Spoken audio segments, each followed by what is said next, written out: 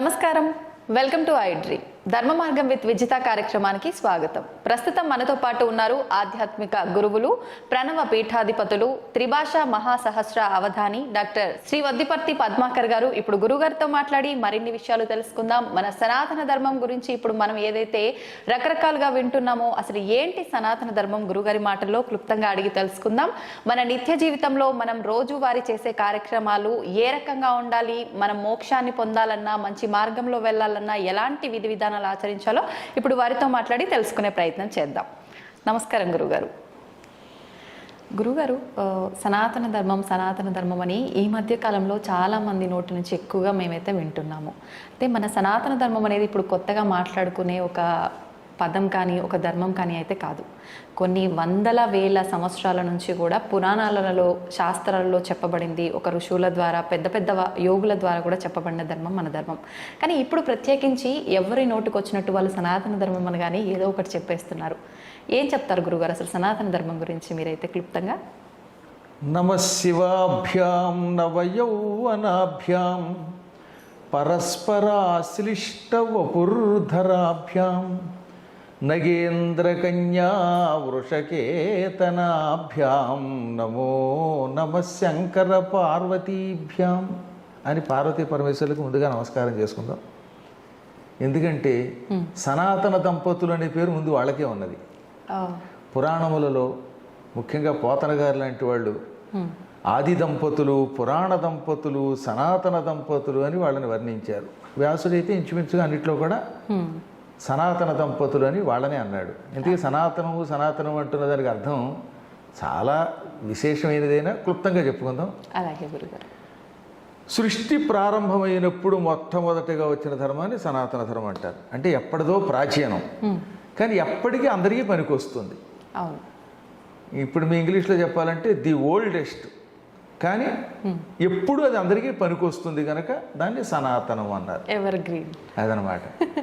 ఇప్పుడు ఉదాహరణకి నాయన ప్రతిరోజు హాయిగా రాత్రి 10 గంటలకల్లా పడుకుని, తొందరగా పడుకుని, తెల్లవారుజామున దీనివల్ల నీ ఆరోగ్యం బాగుంటుందన్నారు. ఇప్పటికీ అది చేసిన వాళ్ళు ఆరోగ్యంగా ఉంటున్నారా లేదా? ఉంటున్నారు గురుగారు. రాత్రి 1 గంట దాకా వాట్సాప్లు చూసుకుని, అత్తవా పెంట మీద చెత్తవా అనే సీరియల్స్ చూసుకుని 1 గంటకో 2 పడుకుని ఉదయం 10 లేచిన వాళ్ళందరికీ ముందు మూత్రపిండాల సమస్య, ఆ తర్వాత కాలేయం అంటే లివర్ సమస్య, అజీర్ణ వ్యాధులు, వాయు ప్రకోపనాలు అంటే గ్యాస్ ట్రబుల్స్, ఇవన్నీ వస్తున్నాయి లేవా? అవును గురుగారు. అదే చూడండి, పూర్వకాలంలో అందరూ హాయిగా 10 గంటల్లో పడుకునేవారు, తిన్నది అరిగేది, ప్రొద్దున లేచేవారు, వ్యాయామం చేసేవారు, దానివల్ల ఆరోగ్యంగా ఉన్నారు. ఇదే సనాతన ధర్మం. ఆనాడు నాయన పెందరాళ్ళే పడుకోంది. సూర్యోదయ సమయానికల్లా స్నానం పూర్తి చేసుకుని సూర్యుడికి ఎదురుగుండా నిలబడి అర్ఘ్యప్రదానం చెయ్యి, దానివల్ల ఆరోగ్యం అన్నారు. ఇప్పటికి కూడా మెడికల్ సైన్సెస్, అమెరికాలో ఉన్నటువంటి వాళ్ళు, ఆస్ట్రేలియా ఉన్నటువంటి వాళ్ళు ఏమని పరిశోధన చేశారు తెలిసిన? స్నానం చేసి తడి శరీరంతో సూర్యుడికి ఎదురుగుండా నిలబడితే డి విటమిన్ లోపలికి వెడుతుంది. అందుకే బహుశా భారతీయులు సంధ్యా సమయంలో ఎదురుగుండా నిలబడండి, స్నానం చేయండి, అర్ఘ్యం ఇవ్వండి అన్నారు. పూర్వం ఏం చేసేవారు? సరిగ్గా సూర్యోదయ సమయానికల్లా గంగానదికో, ఇంకో గోదావరికో, దగ్గరలో ఉన్న కాలువకో, చెరువుకో, నూతి దగ్గరకో వెళ్ళి స్నానం చేసేవారు. కొంచెం తడిగా ఉన్న శరీరంతో ఎదురుగుండా సూర్యుడికి నిలబడి చేతులతో అర్ఘ్యం ఇచ్చేవారు. అప్పుడు ఆ కిరణాలు శరీరంలో ప్రవేశించేవి, డి విటమిన్ చేరేది, దానివల్ల తెల్ల మచ్చలు వచ్చేవి కావు. ఇలా మనిషి ఆరోగ్యంగా ఉండడానికి, మనస్సు ఆరోగ్యంగా ఉండడం కోసం అనేకములైన ధర్మములను మన పెద్దలు చెప్పారు. ఆ పెద్దల నుంచి వచ్చిన ఎల్లప్పుడూ పనికి వచ్చేటటువంటి ధర్మములను సనాతనము అంటారు. అందుకే భగవద్గీతలో కూడా ఏష ధర్మ సనాతన, నాయన ఎప్పటి నుంచో ఎప్పటిదాకా అందరికీ పనికొచ్చేటటువంటి ఇదే సనాతన ధర్మము అన్నాడు. అయితే గురువుగారు, ఇప్పుడు ఇంత గొప్పనైన ధర్మము మనం ప్రతినిత్యం ఏం చేయాలో కూడా మన పెద్దవాళ్ళు క్లియర్గా చెప్పారు. కానీ ఈ తరం వాళ్ళ విషయానికి వచ్చి, అంటే మనం ఇంట్లో ఏది ఆచరిస్తే అది ఆచరించడం అలవాటు అయిపోతుంది కదా. మరి పెద్దవాళ్ళు ఆచరిస్తున్నారు, కానీ ఇప్పుడు మా తరం వాళ్ళకి వచ్చేసరికి ఆ ఆచరణ అనేది చాలా వరకు తగ్గిపోయింది. ఎందుకని అంటారు? దీనికి గల కారణం మీ దగ్గర నుంచి వచ్చేసి సమాధానం. మీ పెద్దల్లోనే కొంత లోపం ఉంది. అవునా? మన పెద్దలు, మా నాన్నగారు ఉన్నారు, ఆయన సంస్కృతం వారణాసిలో చదువుకున్నారు, 8 భాషలు చదువుకున్నారు. ఆయన వేళకి స్నానం చేశారు, నడిచారు. ఆయన 86 ఏళ్ళు నిండాక శరీరం విడిచిపెట్టేదాకా ఆరోగ్యంగా ఉన్నారు. ఆయనకి అసలు శరీరంలో ఏ అనారోగ్యం లేదు. చివరిలో పోయే ముందు ఒక రోజు 2 రోజులు రావడం వేరు. మా అమ్మ 86 ఏళ్ళు దాటి బతికింది. ఆవిడ కూడా అంతే, చివరి దాకా తన పని తను చేసుకుంది. కారణం ఏంటి? వాళ్ళు ఈ సనాతన ధర్మాన్ని పాటించారు. వాళ్ళు పాటించటం వల్ల మేము పిల్లలందరం నేర్చుకున్నాం. అది ఇప్పుడు చాలామంది ఏం చేస్తున్నారు, వాళ్ళేమో పాటించట్లేదు. కాలక్షేపం కోసం ఎంతసేపు పనికిమాలిన సీరియల్స్, ఏవో పనికిమాలిన కబుర్లు, లేకపోతే 24 గంటల న్యూస్లు ఉంటాయి కదా, అందులో అందరినీ బండబూతులు తిట్టడమే. పాపం ఎవడో ఎక్కడో చచ్చిపోయాడు అనుకోండి, కర్మగా ఏ సినిమాకి వెళ్ళో, ఇక అది పొద్దునది సాయంకాలం దాకా చూపించేది ఏదో పెద్ద ఇంటర్నేషనల్ న్యూస్లే చూపించేస్తారు. అవునా? తెలియని వాళ్ళకి కూడా తెలుసు. అందువల్ల ఏమైపోతుంది, ఇదే చూస్తారు పెద్దలు, తెలియకుండానే పిల్లలకి చూస్తున్నారు. ఇప్పుడు నా అదృష్టం ఏమిటంటే, మా దగ్గర మంత్రోపదేశం పొందిన వాళ్ళు నేను ఎరిగి 5 లక్షల కంటే ఎక్కువ మంది శిష్యులు ఉన్నారు మొత్తం ప్రపంచవ్యాప్తంగా. అందులో నాగోల్లో ఇప్పుడు నేను పురాణం చెబుతున్నాను ప్రస్తుతం. సాయంత్రం మీరు ఎప్పుడైనా 6 గంటలకు వస్తే తెలుస్తుంది. పురాణానికి వచ్చే వాళ్ళలో సగం మంది కుర్రవాళ్ళే, ఆడవాళ్ళైనా మగవాళ్ళైనా, 30 ఏళ్ల లోపు వాళ్ళు. ఎంతంత పిల్లలు కూడా కావాలంటే ఒకసారి యూట్యూబ్లో మా దాంట్లో పనిచేస్తే సాయంత్రం అయ్యాక చివరిలో చూడండి, జై శ్రీరామ్ అంటున్నారు పిల్లలు. వాళ్ళు బొట్టు పెట్టుకుంటున్నారు, అనేక రకాలుగా మళ్ళీ ఈ ధర్మాన్ని ఆచరిస్తున్నారు. కారణం ఏమిటి? నా పురాణానికి వచ్చేటటువంటి వాళ్ళు యువకులు అవ్వడం వల్ల ఆ యువకుల యొక్క పిల్లలు ఈ సనాతన ధర్మం పాటిస్తున్నారు. పెద్దలు చిన్నప్పటి నుంచి అలవాటు చేయాలండి. నేను రోజు సిగరెట్ కాల్చి, పిల్లలారా మీరు సిగరెట్ కాల్చొద్దంటే వాడు ఎందుకు అంటాడు? మా నాన్న కాల్చాడు నేను కాలుస్తానంటాడు. వాడు దొంగ అయితే వీడు దొంగ అవుతాడు. కాబట్టి కొంత మన పెద్దలు మారాలి. మారకపోతే వచ్చే ప్రమాదం ఇప్పుడు తెలుస్తుంది కూడా. అందులో ముఖ్యంగా మన దేశం కంటే విదేశాల్లో బాగా తెలుస్తుంది. ఇప్పుడు బంగ్లాదేశ్లో హిందువులందరూ ఎందుకు ఏకమయ్యారు అనుకుంటారు? ప్రాణం మీదకి వచ్చింది కనుక. ఇంకా మీకు ప్రాణం మీదకి రాలేదు కనుక అంతలా ఏకం అవ్వట్లేదు. కానీ పూర్వంతో పోలిస్తే కొంచెం మారుతున్నారు, మారతారని నాకు నమ్మకం ఉంది. ఎప్పటికైనా మన ధర్మం వల్ల లాభం ఏమిటి తెలిసిన, మన ధర్మం బ్రతకనియ్యి అంటుంది. ఇతరుల యొక్క ధర్మాలు అందరినీ చంపేయి అంటుంది. మన ధర్మం కానివాడిని చంపేయి అంటుంది. అందుకే బంగ్లాదేశ్ పాడైపోయింది, పాకిస్తాన్ సర్వనాశనం అయిపోయింది, ఆఫ్ఘనిస్తాన్ దిక్కు లేకుండా ఉంది. ఇంకా దుబాయ్ ఎందుకు బాగుందంటే అంతో ఎంతో అన్ని మతాల వాళ్ళని వాళ్ళు విజిటింగ్ కోసం, వాళ్ళు బతకడం కోసం ఆహ్వానిస్తున్నారు. దుబాయ్లో సుఖం ఉందండి. ఏంటండి దుబాయ్లో నేను ఇప్పుడు ఇలా పంచికట్టుకెళ్ళి నన్ను ఎవడన్నా అండం, నేను భాగవత సప్తాహం చేయగలుగుతున్నాను ఇప్పుడు. అది కూడా ఇంకో అదృష్టం. నరేంద్ర మోడీ గారు వచ్చాక ఇవి జరిగింది. అంత పూర్వం మేము భయపడేవాళ్ళం. కానీ దానివల్ల ఏమవుతుందన్నమాట, ఇతర మతస్థుల యొక్క మతమును కొంచెము సహనంతో పాటించడం మొదలుపెట్టాక వాళ్ళ దేశం బాగుపడడం మొదలుపెట్టింది. కానీ పాకిస్తాన్లో మీరు పొరపాటున ఈ కాషాయ వస్త్రంతో పెడితే వాడికి పీక్ కోసేస్తున్నారు. ఈ అసహనం మన దేశంలో కూడా వస్తుంది. దానికి గల కారణం ఒక రాహుగ్రహం అనుకోండి. ఈ రాహుగ్రహం చాలా కాలం నుంచి ప్రధానమంత్రి అవ్వాలని కళ్ళగంటున్నా ఆ రాహుగ్రహం యొక్క అనుగ్రహం లేక ఎలాగో అవ్వలేడు. అందువల్ల ఎందుకు చెప్తున్నానంటే, సనాతన ధర్మాన్ని నిలబెట్టాలంటే, అంటే కాస్త మనుషులు బాగుండేలా చేయాలంటే కొద్దిగా పెద్దల్లో మార్పు రావాలి. గురుగారు, పెద్దల్లో మార్పు వచ్చి పెంపకం విషయంలో మార్పు వస్తే సరిపోతుందంటారా? అంటే మనకున్న ఇప్పటి విద్యాభ్యాసం మారాల్సిన అవసరం కూడా ఉందంటారా? మంచి మాట అడిగారు. ఎందుకంటే కేవలం నేను ఒక్కడిని చేస్తే మా పిల్లలంతా చేయాలని లేదు. బయట వాతావరణం కూడా ఉంటుంది కదా. అప్పుడు ఏమంటారు, బయట నువ్వు మడిగట్టు భోజనం చేస్తే మేము అలా తింటాం, బయట మేము మాత్రం పలవ తినకూడదు అంటారు. కాబట్టి బయట వాతావరణం కూడా మారాలి. మారాలంటే దానికి ముందు మాబోటి గురువులు ప్రయత్నించాలి.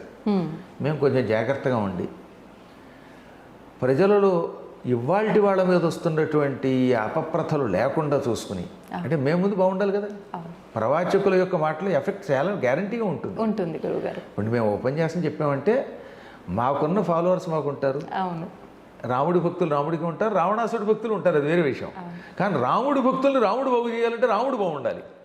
కాబట్టి నేను జాగ్రత్తగా దొంగతనాలు లేకుండా, అసత్యాలు లేకుండా, దొంగ జ్యోతిష్యాలు చెప్పి ఇంకా పెళ్ళి అయ్యి అవ్వకుండా అనేవాడికి పెటాకులు వస్తాయని చెప్పి పిచ్చి మాటలు మాట్లాడకుండా ధర్మాన్ని పాటించి కొంచెం జాగ్రత్తగా చెబితే అప్పుడు చాలామంది మారతారు. ప్రపంచంలో సంఘంలో మార్పు వస్తే అందరిలో మార్పు వస్తుంది. ఇది ఒక్క రోజులు అవ్వదు, ప్రయత్నం చేయాలి, చేద్దాం. ఆశావదనం కదా మనం. అందుకనే కాళిదాసు గొప్ప మాట అన్నాడు, యత్నే కృతే యదిన సిద్ధ్యతి కోత్రదోష. అంటే ముందు నువ్వు ప్రయత్నించు, ప్రయత్నించినప్పటికీ అందులో విజయం లభించకపోతే నీ తప్పు లేదు, నువ్వు ప్రయత్నించావు. ఫలితం తర్వాత సంగతి చూద్దాం, ముందు నువ్వు ప్రయత్నించి, ఎవడో ఒకడు ప్రయత్నించాలి. అందులో ముందు మనం ప్రయత్నిద్దాం. నేను మా ఇల్లాలు, మా పిల్లలు, అలాగే మీరు, మీ పిల్లలు ఇలా చేయగా మారిపోతారండి గ్యారంటీగా. ఒకప్పటి రోజుల్లో మేము అమెరికా 2006లో వెళ్ళాను మొదటిసారిగా. అంటే 18 ఏళ్ళు పూర్తయి, అప్పుడే 1907. 18 సార్లు ఇప్పటికి వెళ్ళాను నేను. మొదట్లో నేను వెళ్ళినప్పుడు ప్యాంటు షర్టు వేసుకునేవాడిని ఎయిర్పోర్ట్లో. ఇప్పుడు అవసరం లేదు. ఇప్పుడు హాయిగా ఈ కాషాయమే, ఈ వస్త్రమే వేసుకుని పెడితే గౌరవిస్తున్నారు. మన సంప్రదాయం మీద వాళ్ళకి ఆసక్తి వచ్చింది. అలా క్రమక్రమంగా వాళ్ళలో మార్పు తెచ్చాం, వాళ్ళలో సహనం తెచ్చాం. ఇంగ్లాండ్ వెళ్ళినా, ఆస్ట్రేలియా వెళ్ళినా, లేకపోతే ఇంకో చోటకి వెళ్ళినా తిరగలుగుతున్నాం. అవునా? అవును గురుగారు. ఇది ఎందువల్ల వచ్చింది? చేయగా వచ్చింది. అందులో ముందు మనం ఏం చేయాలన్నమాట, మన ప్రయత్నం మనం బాగు చేద్దాం, మనం బాగుందాం అని ప్రయత్నం చెయ్యాలి. చేయగా ఎప్పటికప్పుడు బాగుపడుతుంది. బాగుపడకపోతే మన తప్పు లేదు, మన ధర్మం మనం నిర్వర్తించాం. మీరు ఉద్యోగ ధర్మం ఒకటి ఉంటుంది కదా. మీరు కష్టపడి మీ ఉద్యోగం చేశారు, మీ బాస్ మెచ్చుకున్నారా, అది అదృష్టం. ఎస్ అంటే అది అందం, ఎస్ అన్నా పట్టించుకోవద్దు, మీ ప్రయత్నం మీరు చేయటం. అంతే. గురుగారు, ఇప్పుడు మీరే చెప్పారు విదేశాల్లో, ఇప్పుడు మీరు ఒక ఎగ్జాంపుల్గా ఇంతకు ముందు మీ వస్త్రధారణ అలా ఉండేది, ఇప్పుడు ఇలా ఉంది అని చెప్పి. అంటే ఒక వస్త్రధారణ విషయంలోనే కాదు, మన ధర్మం పైన కూడా విదేశీయులకు ఎక్కువగా గౌరవం పెరగటం అయితే మనం చూస్తున్నాము. కానీ మన హిందూ ధర్మంలో, మన సనాతన ధర్మంలో ఉండి కూడా మన ధర్మాన్ని అవమానించి మాట్లాడే వాళ్ళు కూడా చాలా మంది ఉన్నారు. ఇప్పుడు ఇందాక మనం మాట్లాడుకున్నట్టు పెంపకము, విద్యాభ్యాసము ఇవి సరిగ్గా లేకపోవడమే అంటారా, లేదంటే వాళ్ళు చేసుకున్న కర్మను బట్టి ఇలా మాట్లాడుతున్నారు? ప్రస్తుతం భారతదేశానికి ఉన్న సమస్య ఏంటంటే, భారతదేశంలో ఇది తల్లిదండ్రుల బాధ్యత, కేవలం గురువుల బాధ్యత కాదు, సమాజపు బాధ్యత ఎక్కువగా ఉండాలి. అది లేదు. మన దేశంలో స్వేచ్ఛ ఎక్కువైపోయింది. 70 ఏళ్లుగా కొన్ని దరిద్రపు పార్టీలు పరిపాలన చేసి ఈ దేశాన్ని పాడు చేసేసి, దీనివల్ల ఏమైపోయింది? ముఖ్యంగా ఓ పక్కన లౌకికవాదం అనే పేరుతోటి ఇతర మతస్థుల్ని సమర్థించి మనల్ని నాశనం చేసేవాడు కొందరు, ఈ నికృష్టపు కమ్యూనిస్టులు కొంతమంది, ఏదో లేకపోతే ఆ వాదం ఈ వాదం అనేవాళ్ళు, ఇటువంటి వాళ్ళు ఎక్కువైపోయారు. విదేశాల్లో అది లేదండి. విదేశాల్లో ఉన్న సుఖం ఏంటంటే, ఏదైనా ఒక ధర్మంలోకి అడుగు పెట్టాక ఓహో దీనివల్ల మనకు లాభం ఉన్నదని వాళ్ళు తొందరగా కనిపెడుతున్నారు. ఫీనిక్స్ అని అరిజోనా స్టేట్లో అమెరికాలో ఒక నగరం ఉంది. అక్కడ నేను చాలా కాలం, ప్రతి సంవత్సరం అక్కడ ఒక 5 రోజులు 10 రోజులు పురాణం చెబుతాను. ఆ పురాణానికి ఒక ఆవిడ వచ్చేది. ఆవిడ బై బర్త్ అమెరికన్, అంటే అక్కడ సిటిజన్, వాళ్ళకి తెలుగు రాదు. ఆ తెల్ల ఆవిడకి అసలు తెలుగు రాదు, సంస్కృతం ఏమి రాదు. రోజు వచ్చి పురాణం వినేది. రవి గారు, ఆయన తోటపల్లి రవి, ఆయన ఒకప్పుడెప్పుడు అనంతపురం వాడు, ఇప్పుడు అక్కడ ఎప్పుడో సిటిజన్ అయిపోయారు. వాళ్ళంతా అక్కడే, వాళ్ళ పిల్లలు అక్కడే పుట్టి పెరుగుతున్నారు. అక్కడ వాళ్ళ ఇంట్లో జరిగేదనమాట. ఆవిడ ఏముందో తెలుసా, I don't know your language but your expressions are very good, that impact is on me అంది ఆవిడ. అంటే కేవలం నన్ను చూస్తూ నా ముఖ కవళికలతో ఆవిడ మారుతోంది. ఆ తర్వాత ఇవాళ కొన్ని కొత్త సాధనాలు వచ్చి మనం మాట్లాడుతూ ఉంటే ఆన్ ది స్పాట్ ట్రాన్స్లేట్ చేసి వినగలుగుతున్నారు వాళ్ళు చెవులో పెట్టుకుని. అప్పుడు ఆవిడకి అర్థమయ్యింది. ఇప్పుడు ఆవిడ చూపిస్తే మీకు ఆ ఫోటో ఆశ్చర్యపోతారు. ఆవిడ ఇంత విభూతి పెట్టుకుని, ఇంత బొట్టు పెట్టుకుని ఉంటే, ఆహా, అసలే సహజంగా వాడు తెల్లగా ఉంటారు. ఆ చీర అవి కట్టుకుని ఎంత ముచ్చటగా ఉంటున్నారు. అలాగే సిన్సినాటి అంటే కొలంబస్ అనే పేరున్నారుగా, ఆ కొలంబస్కు దగ్గరలో ఉంటుంది. ఆ స్టేట్ని ఒహాయో అంటారు. అక్కడ ఒక ఆయన ఉన్నాడు. అసలు అలాంటి వాళ్ళందరినీ మీకు చూపించాలన్నమాట. వాళ్ళందరూ మన ధర్మంలోకి వచ్చారు. వాళ్ళు ఏమంటున్నారో తెలిసిన, ఏళ్ల తరబడి మేము అనేక మతాల్లో తిరిగాం, కానీ మన హైందవ ధర్మం వల్ల వచ్చిన ప్రశాంతి, ఇందులో ఉన్నంత సహనం, ఇందులో ఉన్నంత ఆనందం, ఈ నియమాల వల్ల వచ్చే ఆరోగ్యం ఎక్కడ లేదంటున్నారు. అక్కడ ఈ లౌకికవాదాలు, ఈ పిచ్చివాదాలు తక్కువ. వాళ్ళు నిజం ఉంటే ఒప్పుకుంటారు, నిజాయితీ. కాబట్టి అక్కడ బాగా వ్యాప్తి చెందుతోంది. అక్కడ ఇష్కాన్ అద్భుతంగా ఉంది, శివాలయాలు బాగున్నాయి. నాకు చాలా ఇష్టం. మా తండ్రి, తల్లి, గురువు, దైవంగానే భావించేది గణపతి సచ్చిదానంద స్వామి వారిని. మా స్వామీజీ యొక్క ఆశ్రమాలు ఎన్నున్నాయో అక్కడ. టెక్సాస్లో, డాలస్లో స్వామీజీ కార్యసిద్ధి హనుమంతుడి గుడి కట్టించారు. ఒక 25 ఎకరాల స్థలంలో ఉంటుంది. ఇప్పుడేమో హ్యూస్టన్లో కడుతున్నారు. ఆ చికాగోలో ఉంది. మేరీల్యాండ్ అంటే వాషింగ్టన్ DC దగ్గర ఉంటుంది. ఇది అమెరికా రాజధాని వాషింగ్టన్ కదా, దానికి పక్కన. ఈ ప్రాంతాల్లో వారి గుడులలో ఎంతమంది తెల్లవాళ్ళు ఉన్నారో తెలిసిన. ఆ విధంగా ఏమవుతుందనమాట, ఈ పిచ్చి లౌకికవాదం అనే పేరుతో మన ధర్మాన్ని నడిచేవాళ్ళు లేరు. వాళ్ళు బాగా పెంచుతున్నారు. కొంతకాలానికమ్మా, నేను నిజం చెబుతున్నాను, ఇంకో 25 ఏళ్ళు ఇలా జరిగితే అమెరికా పూర్తిగా ఒకానొకప్పుడు భారతదేశం అయిపోతుంది. ఓ. ఎక్కడ చూసినా ఆలయాలే, ఎక్కడ చూసినా సనాతన ధర్మమే. ఏ వైపు చూసినా మనకంటే ఎక్కువగా కార్తీక మాస వ్రతాలు ఆచరిస్తున్నారు, దానాలు చేస్తున్నారు, ధర్మాలు చేస్తున్నారు, దీపాలు వెలిగిస్తున్నారు, ఇళ్లలో గుడి కింద మార్చేస్తున్నారు. కృష్ణ పద్మ గారిని ఒక ఆవిడ ఉన్నారు డాలస్లో, నాకు పరమ శిష్యురాలు. ఆవిడ ఇల్లు పూజా మందిరం చూస్తే మన అదే చిక్కడపల్లి దగ్గర ఉన్నటువంటి గుడి అంత ఉంటుంది అక్కడ. ఆ ఇంటికి నా పేరే పెట్టేశాడు, మా గోత్రం పేరు శ్రీవత్సనిలయమని పేరు పెట్టారు ఆవిడ. ఎంతంత బాగా తయారవుతున్నారో చూడండి. అలాగే ఇంగ్లాండ్లో అవధానం శ్రీనివాస్ గారు ఉన్నారు, డాక్టర్ గారు. వాళ్ళేం సామాన్యులు కదండి, ఇప్పుడు నేను చెప్పిన వాళ్ళంతా హై లెవెల్ డాక్టర్స్. శ్రీనివాస్ గారు వాళ్ళ ఆవిడ ఇంగ్లాండ్లో పేరు పోసిన ప్రఖ్యాతి చెందినటువంటి డాక్టర్లు. ఇప్పుడు ఆ ఇళ్లలో పూజా మందిరంలో ఉన్నాయి. డాక్టర్ విజయ నిర్మల గారని ర్యాలీలో ఉన్నారు నార్త్ కెరోలినాలో. ఆవిడ పట్టుకుంటే $25,000 ఫీజు ఇవ్వగలిగేంత లెవెల్లో ఉన్నావిడ. ఆవిడ అంటే అంత బాగా వైద్యం చేస్తారు ఆవిడ. క్యాన్సర్ స్పెషలిస్ట్ కూడా పైగా. అసలు వాళ్ళ ఇల్లు ఒక ప్యాలెస్లో ఉంటుంది. ఆ డాక్టర్ గారు ఇల్లు చూడండి, ఆయన భార్య రోజు ఇంట్లో పూజా మందిరం పెట్టుకుంటే ఆ పూజా మందిరం మరొక గుళ్ళే కనబడుతుంది. ఇలా ఒకళ్ళు కదా చెప్పేది. ఇప్పుడు నా శిష్యులుగానే చెబుతున్న వాళ్ళల్లో 90% అయితే టాప్ స్థాయిలో ఉన్న డాక్టర్లు లేదా సాఫ్ట్వేర్ వాళ్ళు. ఎందుకు వీళ్ళు ఈ దారిలోకి వస్తున్నారు అంటే వాళ్ళకి అందరూ ధర్మం తెలుస్తోంది. అలా వాళ్ళంతా చదువుకున్న వాళ్ళు, మంచి మంచి శాస్త్రవేత్తలు ఈ రంగంలోకి వస్తున్నారు. చదువు లేనటువంటి వాళ్ళు, ఏళ్ల తరబడి అనవసరంగా వాటి మీద వీటి మీద గందరగోళం చేసేటటువంటి వాళ్ళు, పిచ్చి పిచ్చి పరిశోధనలు చేసి ప్రొఫెసర్లను పెట్టుకునే వాళ్ళు ఇక్కడ తయారయ్యారు. వీళ్ళు నాస్తికవాదాన్ని ప్రబలింపజేస్తున్నారు. ఆ రకమైన వాళ్ళు భారతదేశానికి ముప్పు. వీళ్ళ నుంచి మనం ముప్పు ఎదుర్కొని వీళ్ళని బాగు చేయాలి.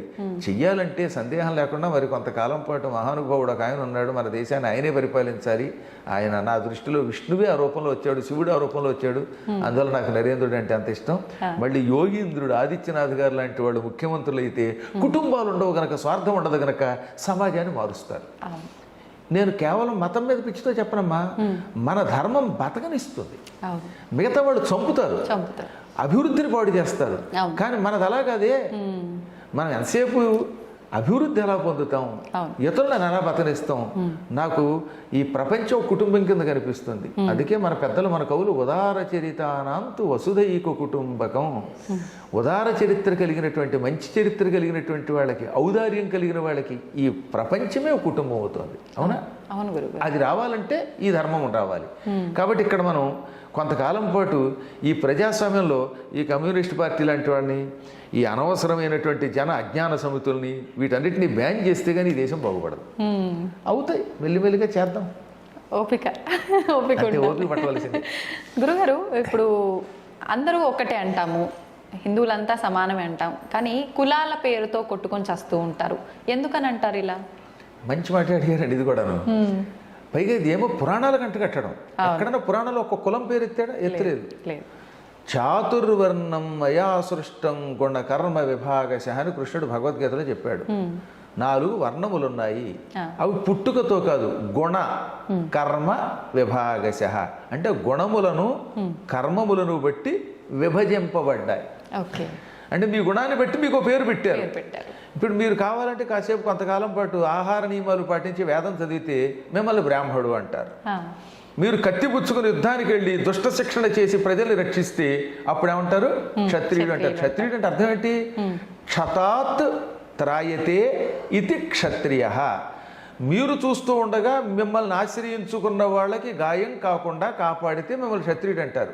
అంటే ఇప్పుడు ఉదాహరణకి మీరు రాణి రుద్రమదేవి అనుకోండి, కాసేపు మీ ప్రజలకి ఒక్క గాయం ఎంతో పుండవ్వకుండా, రక్తం కారకుండా మీరు కత్తిపుచ్చుకుని యుద్ధం చేసి ఆ శత్రువులు తప్ప వాళ్ళని రక్షిస్తున్నారు కనుక మిమ్మల్ని క్షత్రియుడు అన్నారు. పురుషుడు క్షత్రియుడు, క్షత్రియురాలును. అవునా? అలాగే గోవులను రక్షిస్తూ దాన ధర్మములు చేస్తూ వ్యాపారం చేస్తే వైశ్యుడు అన్నారు. అంటే నేను కూడా వ్యాపారం చేస్తే వైశ్యుడే, నేను కూడా గోవులు రక్షిస్తే. పంటలు పండించి భోజనం పెట్టి తన త్యాగంతో ఇంతమందిని బతికిస్తూ శూద్రుడు అన్నారు. అది దాని అంతరార్థం. అన్నం పెట్టి అన్నపూర్ణలా కాపాడేవాడు, కష్టపడి 10 మందిని బతికించేవాడు. కాబట్టి ఇప్పుడు ఇవాళ మనం అందరం అన్ని పనులు చేస్తున్నాం. కాబట్టి అందరం బ్రాహ్మణ క్షత్రియ వైశ్య శూద్రులమే. అలా కాకుండా ఏమైపోయింది? క్రమక్రమంగా ముస్లిముల దండయాత్రలో ఈ కులాలు వచ్చాయి. అంత పూర్వం లేవు. గజనీ మహమ్మద్, గోరీ మహమ్మద్ ఇలాంటి వాళ్ళు దండయాత్రకు వచ్చినప్పుడు రక్షించుకోవడానికి గుంపులుగా ఏర్పడ్డారు. సంస్కృతంలో కులము అంటే ఒక ఏ గ్రూప్ ఆఫ్ అని అర్థం, అంటే గుంపు అని అర్థం. గోకులం అంటే అర్థం ఏంటి? గోవుల యొక్క సమూహం.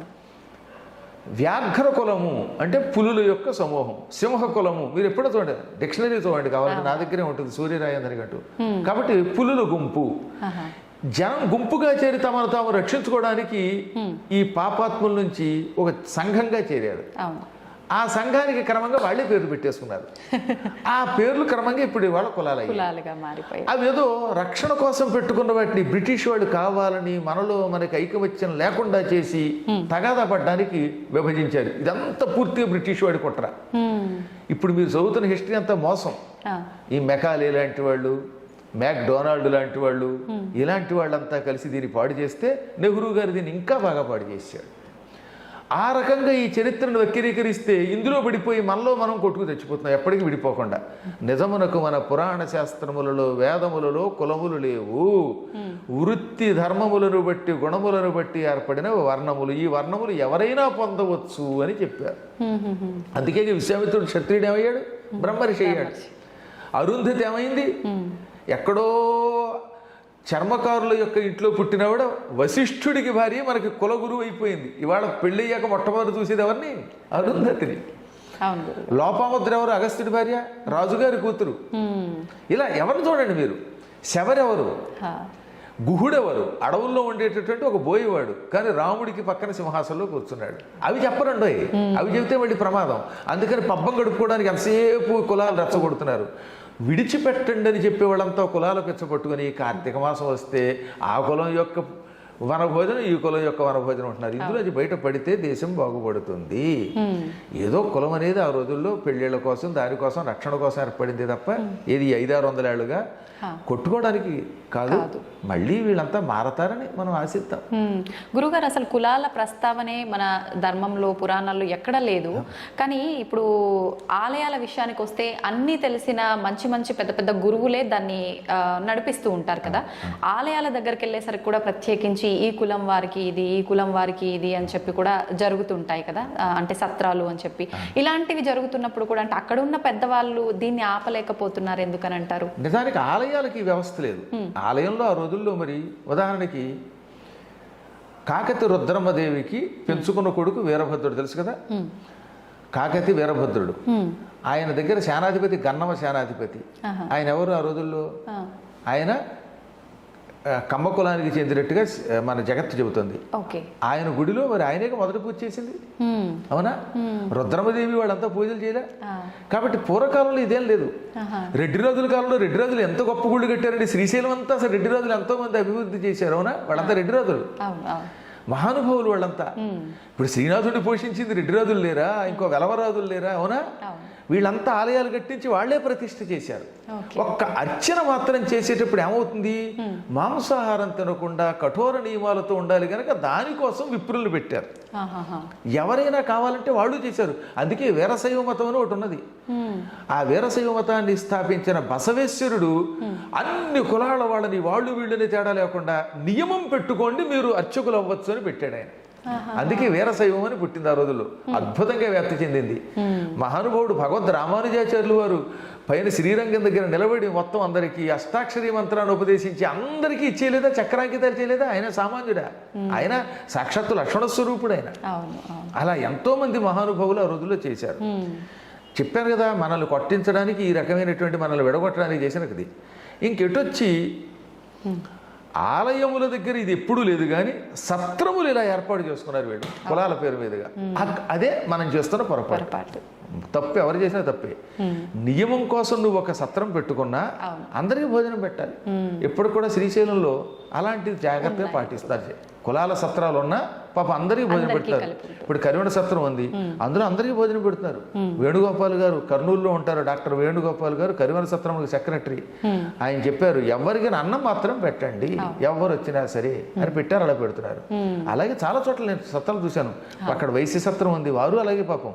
కాకపోతే ఏంటంటే వాళ్ళు స్థాపించుకున్నది కనుక వాళ్ళకి పెట్టాక మిగతా వాళ్ళు కొంచెం ప్రాధాన్యం ఇవ్వడం తప్పేం లేదు. ఇప్పుడు మీరు మీ ఇంట్లో మీ కుటుంబానికి పెట్టకుండా బయట వాడికి పెట్టరు కదా. ఎలాగో ఏదో ధర్మం పాటిస్తున్నారు కానీ అందరికీ భోజనం పెడుతున్నారు.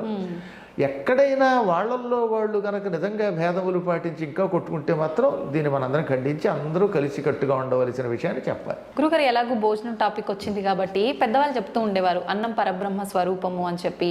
అన్నం తినేటప్పుడు కూడా ఒకప్పటి కాలంలో చూసుకుంటే ఉమ్మడి కుటుంబాలు, చాలా అన్యోన్యత, ఎంత చక్కగా కింద కూర్చొని తినటము, ఎంత మంచి నియమాలు, మాట్లాడకూడదు అని చెప్పి రకరకాలుగా చెప్తూ ఉండేవారు. ఇప్పుడు అవన్నీ కనుమరుగైపోయాయనే చెప్పాలి. కలిసి కూర్చొని తినడం కూడా చాలా వేల మీద లెక్క పెట్టొచ్చు. నిజంగా ఆ పద్ధతి పాటించడం వల్ల కలిగే ఉపయోగం ఏంటి? ఇది ఇప్పుడు ఉండే పద్ధతి పాటించడం వల్ల కలిగే నష్టం ఏంటి గురుగారు? ఇప్పుడు ముందు ప్రస్తుతం ఏమైపోయిందంటే, పూర్వం మీ గుండెకాయలు లబ్ డబ్ అని కొట్టుకునేవి. లబ్ డబ్ లబ్ డబ్, ఆ లబ్బు పోయి డబ్బు డబ్బు డబ్బు అని కొట్టుకుంటుంది. అందుకని పుట్టినప్పటి నుంచి వీడికి డబ్బు కోసమే చదువు చెప్పిస్తున్నాం. అందరూ అయితే సాఫ్ట్వేర్ అంతే, లేదా మెడిసిన్. ఆ తర్వాత కూడా వీలుంటే అమెరికా వెళ్ళిపోవాలి. ఇంక ఏది మన తెలుగువాడు అక్కర్లేదు, హిందీ వాడు అక్కర్లేదు. ఈ డబ్బు పచ్చ ఎప్పుడైతే పుడుతుందో చిన్నప్పటి నుంచి పిల్లల్ని మనతో పాటు భోజనం చేయకుండా లేచి లేవగానే స్నానం చేసినా చెప్పినా రోడ్లో నిలబడి ఉండగానే కూరేస్తున్నాం. ఏదో పాపాడు ఏం తింటున్నాడో వాడికి తెలియదు. స్కూల్కి వెళ్ళిపోతాడు, అక్కడ తిండి లేదు. కళ్ళు ఇలా లావు అయిపోయి కళ్ళజోడు పెట్టుకుని పిల్లలు బక్క చిక్కిపోయి లేకపోతే పొట్టలు వచ్చి శరీరాలు పాడైపోయి ఉంటున్నాయి. సాయంత్రం రాగానే ఆటలు లేవు, పాటలు లేవు, మళ్ళీ ట్యూషను, మళ్ళీ రాత్రికి పడుకోబెట్టేయడం. లేదా ఉన్న కాసేపు ఏమవుతుంది, వాట్సాప్లు, ఫోన్లు. ఆ ఫోన్లో కూడా భయంకరమైన హింసకు సంబంధించిన చూడడం. వీటి వల్ల ఏమైపోతుంది, ఇంకా కూర్చుని అన్నం తినే అవకాశమే లేదు. పూర్వకాలంలో అన్నలు, తమ్ములు, ఈ భార్య, భర్త ఇలా అందరూ కూర్చుని తినడం వల్ల ప్రేమగా కబుర్లు చెప్పుకుంటూ ఒకడికొకడు నువ్వు బొబ్బటి తింటావా, నువ్వు బూరి తింటావా అని కబుర్లు చెప్పుకుంటూ తింటూ ఉంటే ఆత్మీయత పెరిగేది. అందుకే అన్నదమ్ముల మధ్యలో బంధాలు అలా ఉండేవి, అక్క చెల్లెళ్ళ బంధాలు ఉండేవి, ఎంతకాలమైన ఈ ప్రేమలు ఉండేవి. ఇంత స్థితి ఇప్పుడు మళ్ళీ ఇప్పట్లో వచ్చే అవకాశం చాలా కష్టమే. మనం ప్రయత్నిద్దాం, చూద్దాం. ఇందాక చెప్పినట్టుగా మన ప్రయత్నం మనం చేద్దాం. కానీ ఆహారం ఎప్పుడు కలిసి కూర్చుని ప్రశాంతంగా తినాలి. తినకపోతే ఏమొస్తుందో తెలుసా మీకు? ఆయుర్వేదం చాలా గొప్పగా చెప్పింది, అది నిజం కూడా. నిలబడి అన్నం తినడం వల్ల లోపల ఉన్న జీర్ణకోశం దెబ్బతింటుంది. అందుకని స్థిమితంగా కూర్చొని తినాలి. కూర్చోగలిగితే కింద కూర్చుంటే మరీ మంచిది, లేదా టేబుల్ మీదన్నా కూర్చోవాలి. మౌనముగా అటు ఇటు కదలకుండా ప్రశాంతంగా అన్నం తిన్నవాడికి ముందు జీర్ణకోశం బాగుంటుంది, లివర్ కాలేయం బాగుంటుంది, కిడ్నీలు బాగుంటాయి, గుండెపోట్లు రావు. హడావుడిగా అటు ఇటు తిరుగుతూ తినడం వల్ల ఈ లోపల కదులుతుంటాయి కదా అవి, ఆ లోపలికి వెళ్ళే పదార్థాలు సక్రమంగా వెళ్ళవు. అందువల్ల వాళ్ళందరికీ లేనిపోయిన అనారోగ్యాలు, కొత్త కొత్త రోగాలు వస్తున్నాయి. అది భగవద్గీత అందుకే మనకు గొప్ప ధర్మశాస్త్రం, అది వైద్యశాస్త్రం. మౌనముగా తినుము. అది కూడా ఎలా తినాలి? యాత యామం గతరసం పూతి పర్యుషితం తథా. ఇంతకంటే సైన్స్ ఏముందండి? యామము అంటే ఒక జాము. నాయన ఒక జాము ఇంచుమించుగా ఒక 4 గంటలు గడిచిన తర్వాత వండిన ఆహారంలో మార్పు వస్తుంది, అది తినద్దు. నిలవ ఉన్న పదార్థం ఫ్రిడ్జ్లో పెట్టి తినద్దు. మాంధాత కాలం నాడు తయారు చేసిన కూర, సాంబారు ఫ్రిడ్జ్లో పెట్టి మళ్ళీ బయటికి తీసి అదే వేడి చేసి తింటే అది విషం అయిపోతుంది. ఎప్పుడో కృతయుగంలో చేసిన కూర అది, కర్మ. ఆ కూరే రోజు వేడి చేస్తే ఆవకాయ కూడా ఫ్రిడ్జ్లో పెడుతున్నారండి వీళ్ళ మొహం తగలయ్యా అని నేను అనలేదు, వ్యాసుడు అన్నాడు. అందులో చెప్పొచ్చింది ఏంటంటే ఆవకాయ ఎంత చక్కగా బయట ఉండి తినవలసింది, అది ఫ్రిడ్జ్లో పెట్టి పచ్చళ్ళు ఫ్రిడ్జ్లో పెడితే శరీరం చచ్చైపోదు. అందుకని ఒక జాము గడిచిన తర్వాత వండిన అన్నం తినద్దు, మార్పు వస్తుంది, వాసన వస్తుంది. గత రసం, అన్నం వండిన తర్వాత కుక్కర్లో వండారు కాసేపు అనుకుందాం, కాసేపు అసలు కుక్కరే దరిద్రం, అది అల్యూమినియం. అల్యూమినియం వల్ల మీకు థైరాయిడ్ అనే సమస్య వస్తుంది. ఏమిటి? థైరాయిడ్ కేవలం అల్యూమినియం వల్ల వస్తుంది. దానివల్లే మీకు జుట్టు ఊడిపోతుంది, దానివల్లే గొంతు మార్పు వస్తుంది, శరీరంలో మార్పు వస్తాయి. ఇప్పుడు అందరూ థైరాయిడ్ సమస్య. కానీ పూర్వం మాకు ఎందుకు లేవు? మట్టి కొండలతో వండడం వల్ల రాగి పాత్రలో వండితే. కర్నూలులో డాక్టర్ మీరా గారిని ఉంటారు, గైనకాలజిస్ట్, చాలా గొప్పవాడ. ఆవిడ అడగని చెప్తారు, ఇవాళ ఈ రోగాలు సగం తగ్గాలంటే ముందు అల్యూమినియం మానేయండి, మట్టి కొండల్లో వండుకు తినండి, మీరు మట్టి కొట్టుకుపోరు. రాగి పాత్రలో వండుకు తినండి, కుక్కర్లో వండుకుంటే అందులో రాగి గిన్నె పెట్టుకోండి, మీకు థైరాయిడ్ పోతుందని చెప్పారు ఆవిడ. అది కరెక్ట్, అదే ఆయుర్వేదం చెబుతోంది. అలా అన్నం వండాక ఓ 10-15 నిమిషాలు అయ్యాక దాన్ని తీసామాక అప్పుడు ఆ అన్నం మెతుకు పట్టుకోండి, అందులో ఏముంటుంది? రసం ఉంటుంది. మెతుకులో రసం ఉంటుందా ఉండదా? తడి. ఆ తడిని రసం అంటాం. ఆ తడిగా ఉన్నప్పుడే అన్నం తినాలి. ఆహాహా. గతరసం అంటే ఆ అన్నం మెతుకులు ఎండిపోయాక అవును. ఒక రకమైన గట్టి పడిపోయాక బియ్యంలాగా తయారైపోయాక అయిపోతాయి. ఆ అన్నం తినకూడదు. Okay okay. ఇప్పుడు మనం ఏం చేస్తాం, ఆ వండిన అన్నాన్ని తినడానికి వీళ్ళాక వదిలేస్తాం, అన్నం పాడైపోతుందని ఫ్రిడ్జ్లో పెడతాం. అప్పుడు రసం కాదు, అది నీరసం. అందులోకి తడి చేరుతుంది, వేరే చెత్త చెడి. వండినప్పుడు ఉన్నటువంటి అందులో ఉన్న రసము మనకు ఆరోగ్యం ఇస్తుంది. ఆ తడి, ఈ తడి శరీరాన్ని ఎత్తడి పొత్తడి చేసేస్తుంది. అటువంటి అన్నం తినద్దు. పూతి అంటే వాసన వచ్చినది అన్నం, కసిపినాక ఒక రకమైన వాసన వస్తుంది. కుళ్ళిపోయిన కూరగాయలు, కుళ్ళిపోయినటువంటి అన్నం తినకు. పర్యుషితము, ఈగలు దోమలు చీమలు పడినవి, తల వెంట్రుకలు పడినవి. అప్పుడప్పుడు మన వాళ్ళు అన్నం వండుతున్నప్పుడు అంటూ ఉంటే ముక్కు చీవుడు అందులో పడినది. ఇవాళ లాగైపోయిందిలేండి. ఇప్పుడు చూస్తున్నాగా బయట రకరకాలైన పలావులు బిర్యానీ తెచ్చుకున్నట్టు, ఆ బిర్యానీ నుండి అంత చీవిట్టే కర్మ. అది అలా పరమ జుగుప్సాకరంగా ఉంటున్నాయి. ఇది కాక తుపుకు బ్యాచ్ ఒకటి వచ్చింది, అందులో తూతు అని ఉమ్మి మరీ అమ్ముతున్నారు. అదేమో వీడు తెచ్చేసుకోవడం, ఇంటికి తింటున్నాడు. అది పర్యూషితము. ఇవి తింటే ఏమొస్తాయండి, కోవిడ్ రాకపోతే ఆవిడ వస్తుందా? కోవిడ్ అందుకే వస్తుంది ఈ రోగాలన్నీ. కాబట్టి ఇవి తినద్దు, ఆరోగ్యంగా ఉండు అని చెప్పారు. అవునా?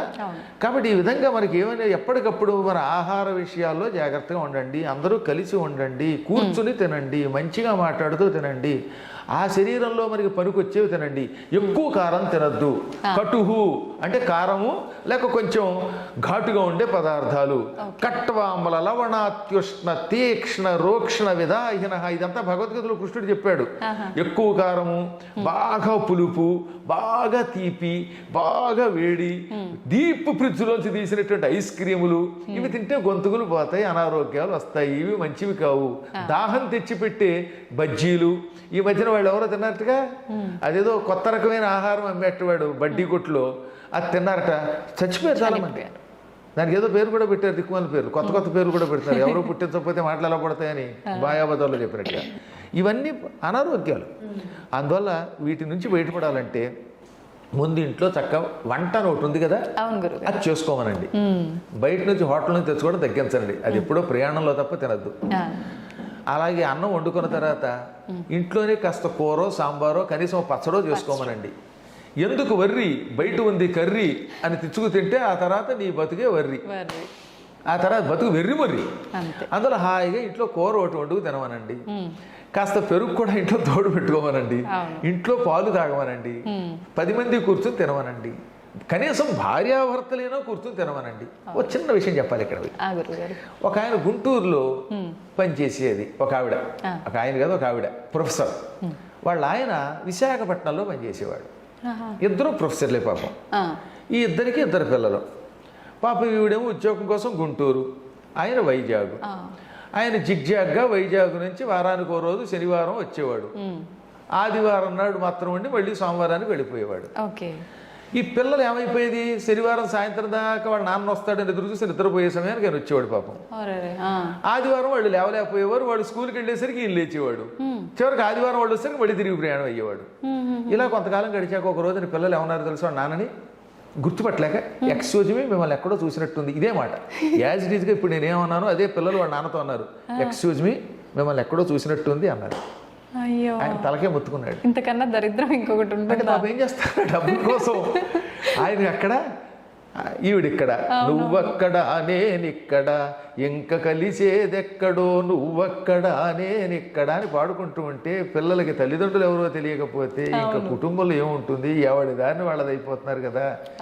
ఏం సంపాదించి దీనివల్ల లాభం పొందుతున్నాం?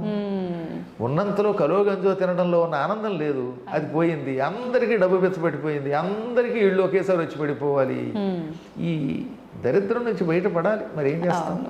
గురుగారు, ఆహారం తినేటప్పుడు ఒకరి కంచాల్లోంచి ఒకరు తీసుకొని తినడము, ఎంగిలి అనేది పనికిరాదు అని చెప్పి అంటుంటారు కదా, అది నిజమైన? అలా తినడం వల్ల దోషం ఏమైనా వస్తుందా? అసలు ముందు అనారోగ్యం కదమ్మా. నా నోట్లో ఉన్న బ్యాక్టీరియా ఏదో భార్యాభర్తలు తీసి పక్కన పెట్టండి, వాళ్ళిద్దరికీ తప్పదు కాబట్టి. ఇప్పుడు ఎవడు పడితే వాడు అక్కడ నిలబడిపోయి ఈ కంచంలోంచి అది తీసుకుని ఆ కంచంలోంచి ఇది తీసుకుంటూ ఉంటే, ఇంకా ఈ మధ్యకాలంలో కొన్ని ప్రాంతాల్లో చూస్తే మరీ దరిద్రం. నాకు ఒక వీడియో పంపించాడు మా శిష్యుడు ఒకడు. అందులో ఒక బ్యాచ్ ఉంది. వాళ్ళు కోడికూరో ఏవో వండుకున్నారు, ఎముకలు ఉన్నాయి. వీడు నాకడం అందులో వేయటం, ఇది మళ్ళీ ఆ పులుసులో వేస్తున్నాడు, మళ్ళీ వాడు అందులో వేస్తున్నాడు. ఇలా తింటూ ఉంటే ఈ భయంకరమైన బ్యాక్టీరియా అందులో చేరిపోతుంది కదా. అవును, అవును. అవి తింటే ముందు అనారోగ్యం కదా, రకరకాల రోగాలు వచ్చి పడిపోతాయి. అసలు ఈ ప్రపంచంలో నోట్లో ఉన్న క్రిములు ఇంకెక్కడ ఉండవు. అందుకే పొద్దున్న సాయంత్రం పళ్ళు తోముకోండి అని ఒక విషయం చెప్పారు. ముఖం అని ఒకటి ఉంటుంది, దాన్ని తోముకోండి ఆయన అని చెప్పారు. నిత్యం 2 పూటలు ఎందుకు స్నానం చేయాలంటే అది మడి ఆచారం కాదు, శరీర శుభ్రత. మన సనాతన ధర్మం ముఖం కడుక్కోండి, స్నానం చెయ్యండి అని ఎందుకు చెబుతుందంటే ఆరోగ్యం కోసం. శుభ్రంగా కుంకుడుకాయలు పెట్టుకొని రుద్దుకోండి అన్నారు. ఇప్పుడు కనీసం మంచి సబ్బు పెట్టి తోముకోండి, అప్పుడు ఈ చెమట నుంచి వచ్చే క్రిములు ఒకళ్ళొకళ్ళు చేరకుండా ఉంటాయి. 2 పూట్ల నోరు తోముకోండి, చెవులు శుభ్రం చేసుకోండి అన్నారు. అంతేగాని మాది స్నానం మాసానికి ఒకే మారు అన్నాడు వాడు వచ్చి మా దగ్గరికి. అందుకే అత్తరు రాసుకుంటాడు వాడు. స్నానం మాసానికి ఒకసారి చేస్తే అవుతుంది. ఇదే డైలాగ్ అమ్మా, నేను ఎప్పటికీ మర్చిపోలేను అనమాట. గురువు గారు మీరు స్నానం చెయ్యమంటే నేను చెయ్యను, మాది స్నానం మాసానికి ఒకే మారు అన్నాడు పైగా. కాస్త అంత మిమిక్రీ నేను చేయలేను కానీ ఇదే డైలాగ్. అప్పుడు వాడి శరీరం నుంచి ఆ చెమటల వల్ల పురుగులు వచ్చి కురుపులు వచ్చి నోట్లోంచి దుర్వాసన వస్తూ ఉంటే అది రాకుండా ఉండడానికి సెంటు కొట్టుకుంటూ ఉంటే ఆ కంపు ఈ కంపు కలిపి ఆ సెంటు కంపుకి మనం ఫెయింట్ అయిపోతాం. నాకు ఎన్నాళ్ళైనా అన్నం తినలేకపోయిన వాడు చూశాక నేను. అందువల్ల అనారోగ్యం అది. అందువల్ల ఏమది ఈ ఎంగిలి తినడం ఉందే అది కేవలం ఆచారమే కాదు, ఆరోగ్య సూత్రం. తర్వాత మన పురాణములు కూడా చెప్పే గరుడ పురాణములో ఒకళ్ళు ఎంగిలి ఒకళ్ళు తింటే అటువంటి వాళ్ళకి చేతులు నరికేస్తాను, వచ్చే జన్మలో చేతులు లేకుండా చేస్తానన్నాడు ఆయన. కాళ్ళు చేతులు లేకుండా చేస్తాడు ఆయన. అందుకని ఈ బఫే అనే పేరుతో జైలు పక్షుల్లాగా పళ్ళాలు పుచ్చుకుని వెళ్ళి వడ్డించుకుని ఆ చేత్తోటే తింటాడు, ఆ చేత్తో వడ్డించుకుంటాడు. మధ్య మధ్యలో ఏ పులుసు ఉన్నప్పుడు ఆ పులుసు ఇలా కారుతూ ఉంటుంది ఈ మా చేతిలోంచి, ఈ పులుసు ఆ పక్కన ఉన్న సాంబార్లో పడిపోతూ ఉంటుంది మళ్ళీ అందులో. ఇది మళ్ళీ వాడు తినేయడం. అప్పుడు ఏంటిది ఆ దరిద్రం చూస్తూ ఉంటే. అందుకనే మేమంటే నియమనిష్టలు కలిగిన వాళ్ళం కాబట్టి చాలా కాలం నుంచి నేను ఏ పెళ్లిలోనూ తిన్నాం. అమెరికా వెళ్ళినా నా కోసం వండి పెట్టేటటువంటి శిష్యులు ఉన్నారు, లేక నాకు ఒక్కరు నేనే వండుకుంటాను. కానీ ఈ ఆహారం చూడలేకపోతున్నాను. అందువల్ల సాధ్యమైనంత వరకు మన ధర్మాన్ని కాపాడండి. ఈ ఎంగిళ్ళు అవి తినకుండా ఉండండి. ముందు ఏహం తర్వాత పరం 2 వస్తాయి. ముందు శరీరారోగ్యం బాగుంటుంది అనమాట. గురుగారు, ఆహారం అనేది ఆహార ప్రభావం ఒక ఆరోగ్యం పైనే ప్రభావం చూపుతుంది అనుకోవచ్చు, ఆలోచనల పైన కూడా ప్రభావం, ఆలోచన మీద కూడా చూపిస్తుంది. మనం తినే ఆహారాన్ని బట్టే మనకు మార్పులు వచ్చేస్తాయి. అంటే నమ్మినా నమ్మకపోయినా ఒక కథ చెబుతాను నేను. అది కథ కాదు, జరిగిందే. మా తాతగారు, ఆయన పేరు భాస్కర్రావు గారు, ఆయనకి ఒక 10,000 ఎకరాల పొలం ఉండేది. ఆ రోజుల్లో వెళ్ళి జమీందారులు ముఖాసదారులు అంటారు. తూర్పుగోదావరి జిల్లా కాకినాడ దగ్గర రామేశ్వరం అని ఒక పల్లెటూరు. కాకినాడకి ఇంచుమించుగా 10 కిలోమీటర్లే ఉంటుంది అది. ఇప్పటికి కూడా మా ఇంటి పేరు వాళ్ళు అక్కడ చాలా మంది ఉన్నారు. ఇంకా మామూలు జమీందారు కదా ఆయన. ఆయన ఓసారి ఏం చేశారు, ఒక స్వామీజీని భోజనానికి పిలిచారు. మా నాన్నగారు చెప్పిన కథ ఇదనమాట. ఆ స్వామీజీ ఎక్కడ తినరు. అందుకని ఒక వంట వండి పెట్టారు. ఆవిడ బాగా నియమంతో స్నానం చేసి మడిగట్టుకుని వండుతుంది.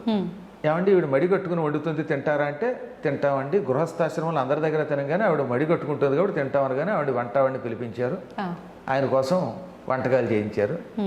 మా తాతగారు చాలా నిష్ఠాగరిష్ఠుడు అవడం వల్ల ఆయన పక్కనే కూర్చోబెట్టుకుని స్వామీజీ తిన్నారు.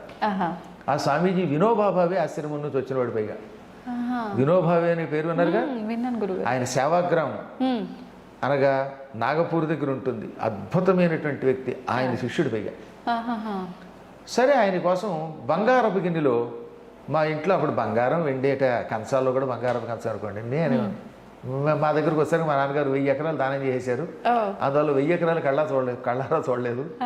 నాకేదో 3.5 ఎకరాల పొలం నేను కొనుక్కున్నదిలేండి నా చిన్నప్పుడు. కానీ కాబట్టి 1000 ఎకరాల పొలం ఎలా ఉంటుందో ఒకసారి నాకు చూడాలని మళ్ళీ. కానీ ఆ రోజుల్లో మా తాతగారి దగ్గర ఉండేది. ఆ బంగారపు గిన్నెలో పాయసం పెట్టారు. అది తిన్నాడండి ఆయన. ఆయన తినగానే ఈ బంగారపు గిన్నె తెలియకుండా కొట్టేసి, అంటే దొంగతనం చేసి జోలిలో పెట్టుకుందాం అనిపించింది ఆయనకి, ఈ స్వామీజీకి. కానీ జ్ఞాని కదా, చిచ్చి ఇదేమిటి, నేనేమిటి బంగారపు గిన్నె దొంగతనం చేయాలనుకోవటం ఏమిటి అనుకుని టక్కన ఆగిపోయి, ఏమండి వంట వండి ఇలా పిలవండి అన్నారు. వంట ఆవిడ వచ్చింది. అమ్మ నేనేమి అన్నం ఆశీర్వదిస్తాను, ఈ పాయసం వండుతున్నప్పుడు ఏమనుకుంటూ వండావు అని అడిగాడు ఆయన.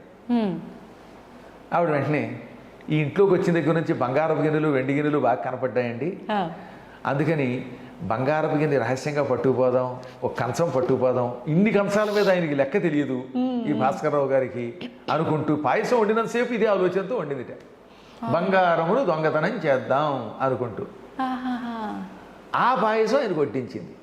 Okay okay. ఇప్పుడు స్వామీజీ ఏమన్నారో తెలుసా? చూసావా, నువ్వు ఆ పాయసం వండుతున్నంతసేపు బంగారం దొంగతనం చేద్దాం అని వండడం వల్ల ఆ ఆహారానికి ఆ దొంగ బుద్ధి వచ్చేసింది. అది తినగానే నా వంటి సన్యాసికి కూడా దొంగతనం చేయాలనిపించింది. అందువల్ల ఆహారం వండేటప్పుడు పవిత్రంగా వండాలి. ఆ ఎఫెక్ట్ ఉంటుందమ్మా. ఆలోచన తరంగాలు, ఇది కూడా ఒక సైన్సే. అది తెలియదు. కానీ ఈ నాస్తికులకి, ఈ మూర్ఖులు ఉంటారే, అజ్ఞాన సముద్రులకి, వాళ్ళకి తెలియదు. అది మేమంటే అనుభవించి చెబుతున్నాం. అందువల్ల నేనేమో ఓ పాట రాశాను అప్పట్లో. ఏమని? తింటూ రామయ్యను, తినకున్న రామయ్యను, తినిపిస్తూ రామయ్యను, రామ్ రామ్ రామ్, వండుతూ రామయ్యను, వండిస్తూ రామయ్యను, వండకున్న రామయ్యను, రామ్ రామ్ రామ్, రామ రామ రామ రామ రామ రామ రామ రామ రామ రామ్ రామ్ రామ్. ఇలా ఏ పని చేసినా, తింటున్నా తినిపిస్తున్నా, తినకున్నా, వండుతున్నా వండిస్తున్నా, వండకున్నా, నడుస్తున్నా నడిపించకున్నా, సర్వకాల సర్వావస్థల్లో రామ అనుకుంటే ఈ ఆహారం మీద ఎఫెక్ట్ ఉంటుంది.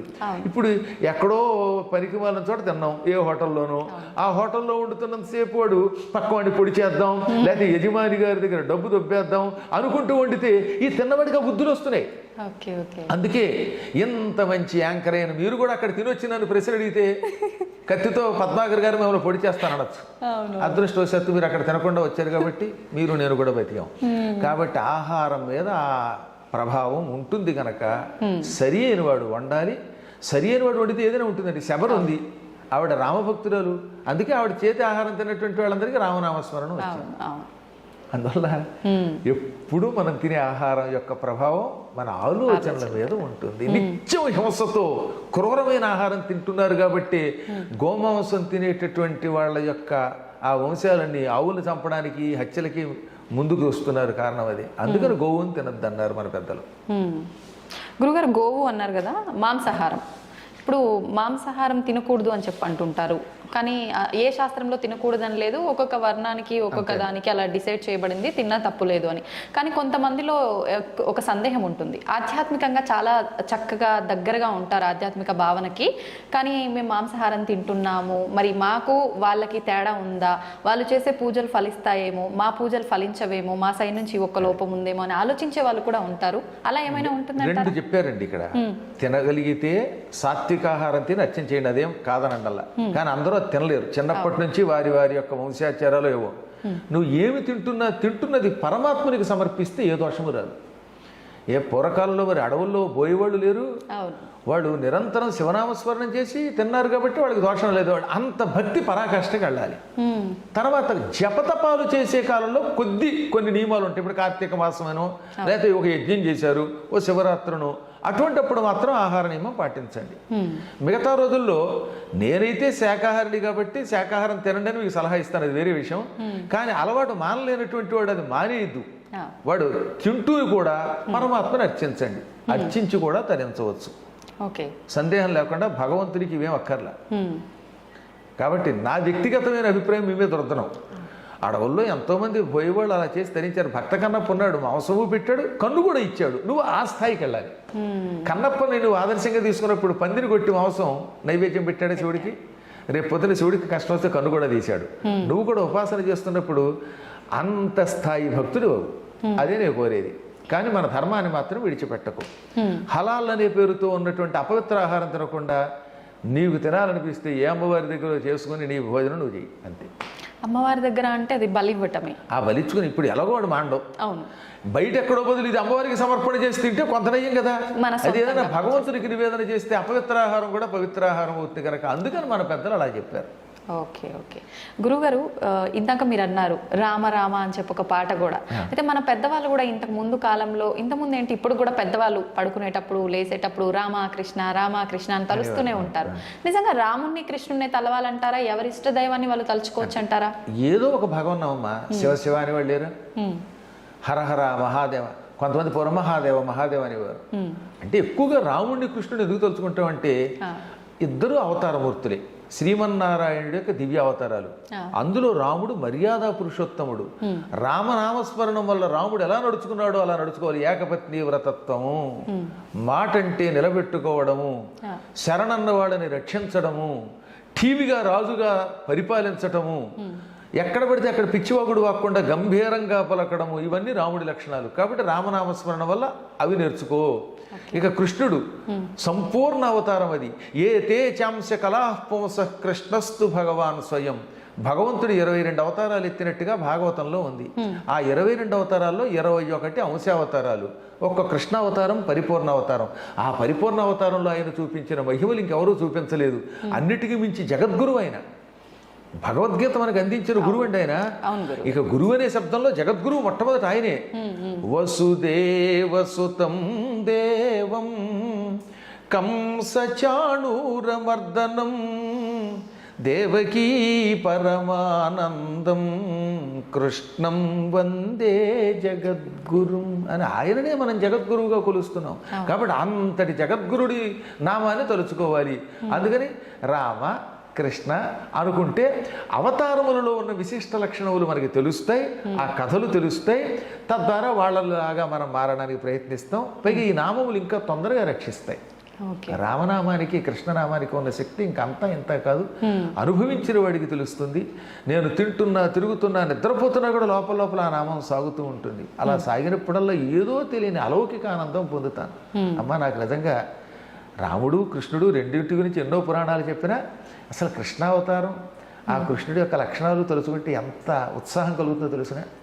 భాగవతాన్ని ఇప్పటి వరకు 371 సప్తాహాలు చేశాను. సప్తాహం అంటే తెలుసు కదా, 7 రోజుల పాటు భాగవతాన్ని పారాయణం ప్రవచనం చేస్తూ ఉంటాం. ఇప్పుడు 371వ పారాయణ కింద జరుగుతుంది మీరు వచ్చే సమయానికి. ఇప్పుడు అలా 371 అంటే నా జీవితంలో ఎన్ని రోజులు గడిపుంటానో ఆలోచించండి. సంవత్సరానికి 52 ఎన్ని వారాలు మినిమం అనుకుందాం కనీసం. 371 అంటే నేను కనీసం ఒక 6-7 సంవత్సరములు దానికే వెచ్చించాను అన్నమాట. ఇందులో సప్తాహాలకి పురాణాలు పక్కన పెట్టండి అనమాట. అందులో నిత్యం కృష్ణుడిని తలుచుకోకుండా, కృష్ణుడి పాట పాడకుండా ఉండను. అందుకని మన పెద్దలు ఏమన్నారన్నమాట, అలా అనుకోమన్నారు. ఈ రామకృష్ణ అనుకోవడం కాకుండా అప్పుడు పాటలు కూడా పాడుకుంటే అసలు ఆ గానం వల్ల తొందరగా తరిస్తాం. కలియుగంలో కలవు సంకీర్తనాత్ ముక్తి. ఈ కలియుగంలో సంకీర్తన చేస్తే తొందరగా మోక్షం వస్తుంది. అందుకే మా భక్తుల చేత ఎప్పుడు నేను ఎన్నో కృష్ణ గీతాలు పాడించాను అనమాట. నాకు బాగా ఇష్టమైనది సింధు భైరవి రాగంలో శ్రీకృష్ణుడి పాట ఒకటి ఉన్నది. అది ఘంటసాల వారు ట్యూన్ చేశారు, సముద్రాల వారు రాశారు, సుశీల పాడింది. సినిమా వినాయక చవితి. సినిమా వినాయక చవితి కానీ అందులో కృష్ణుడు అనమాట. ఎంత గొప్ప పాట అండి. మ్యూజిక్ కూడా ఘంటసాలది. ఇంకా అలాంటి మనిషి ఇంకెక్కడ పుట్టాడు ఈ ప్రపంచంలో. నాకు ఆయన మీద ఉన్నంత వెర్రి పెచ్చ భక్తి ఇంకెవరి మీద ఉండదు. కారణం ఆయన జన్మ నాకు తెలుసు. ఆయన తర్వాత ఎవడైనా అలాంటి పాటగాడు మళ్ళీ పుట్టాడు గాయకుడు అంటే. ఒక 2 లైన్లు పాడండి గురుగారు. నిన్ను నెరనమ్మితిరా, నిన్ను నెరనమ్మితిరా మోహన కృష్ణ, నిన్ను నెరనమ్మితిరా దేవా ప్రేమావతారా,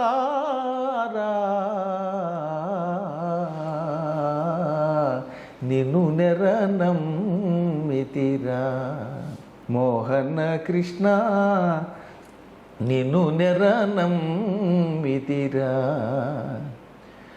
నీ పద చింతన మీరిన మంత్రము, నీ పద చింతన మీరిన మంత్రము, నీ పద సేవకు మించిన పూజ,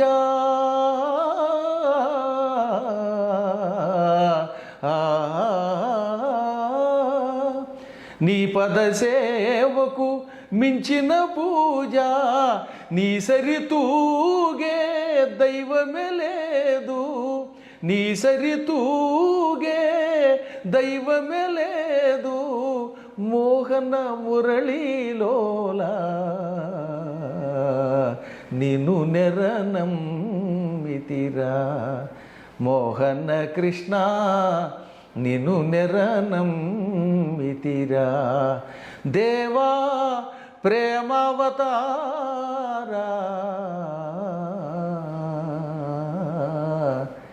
నిన్ను నెరనమ్మితిరా,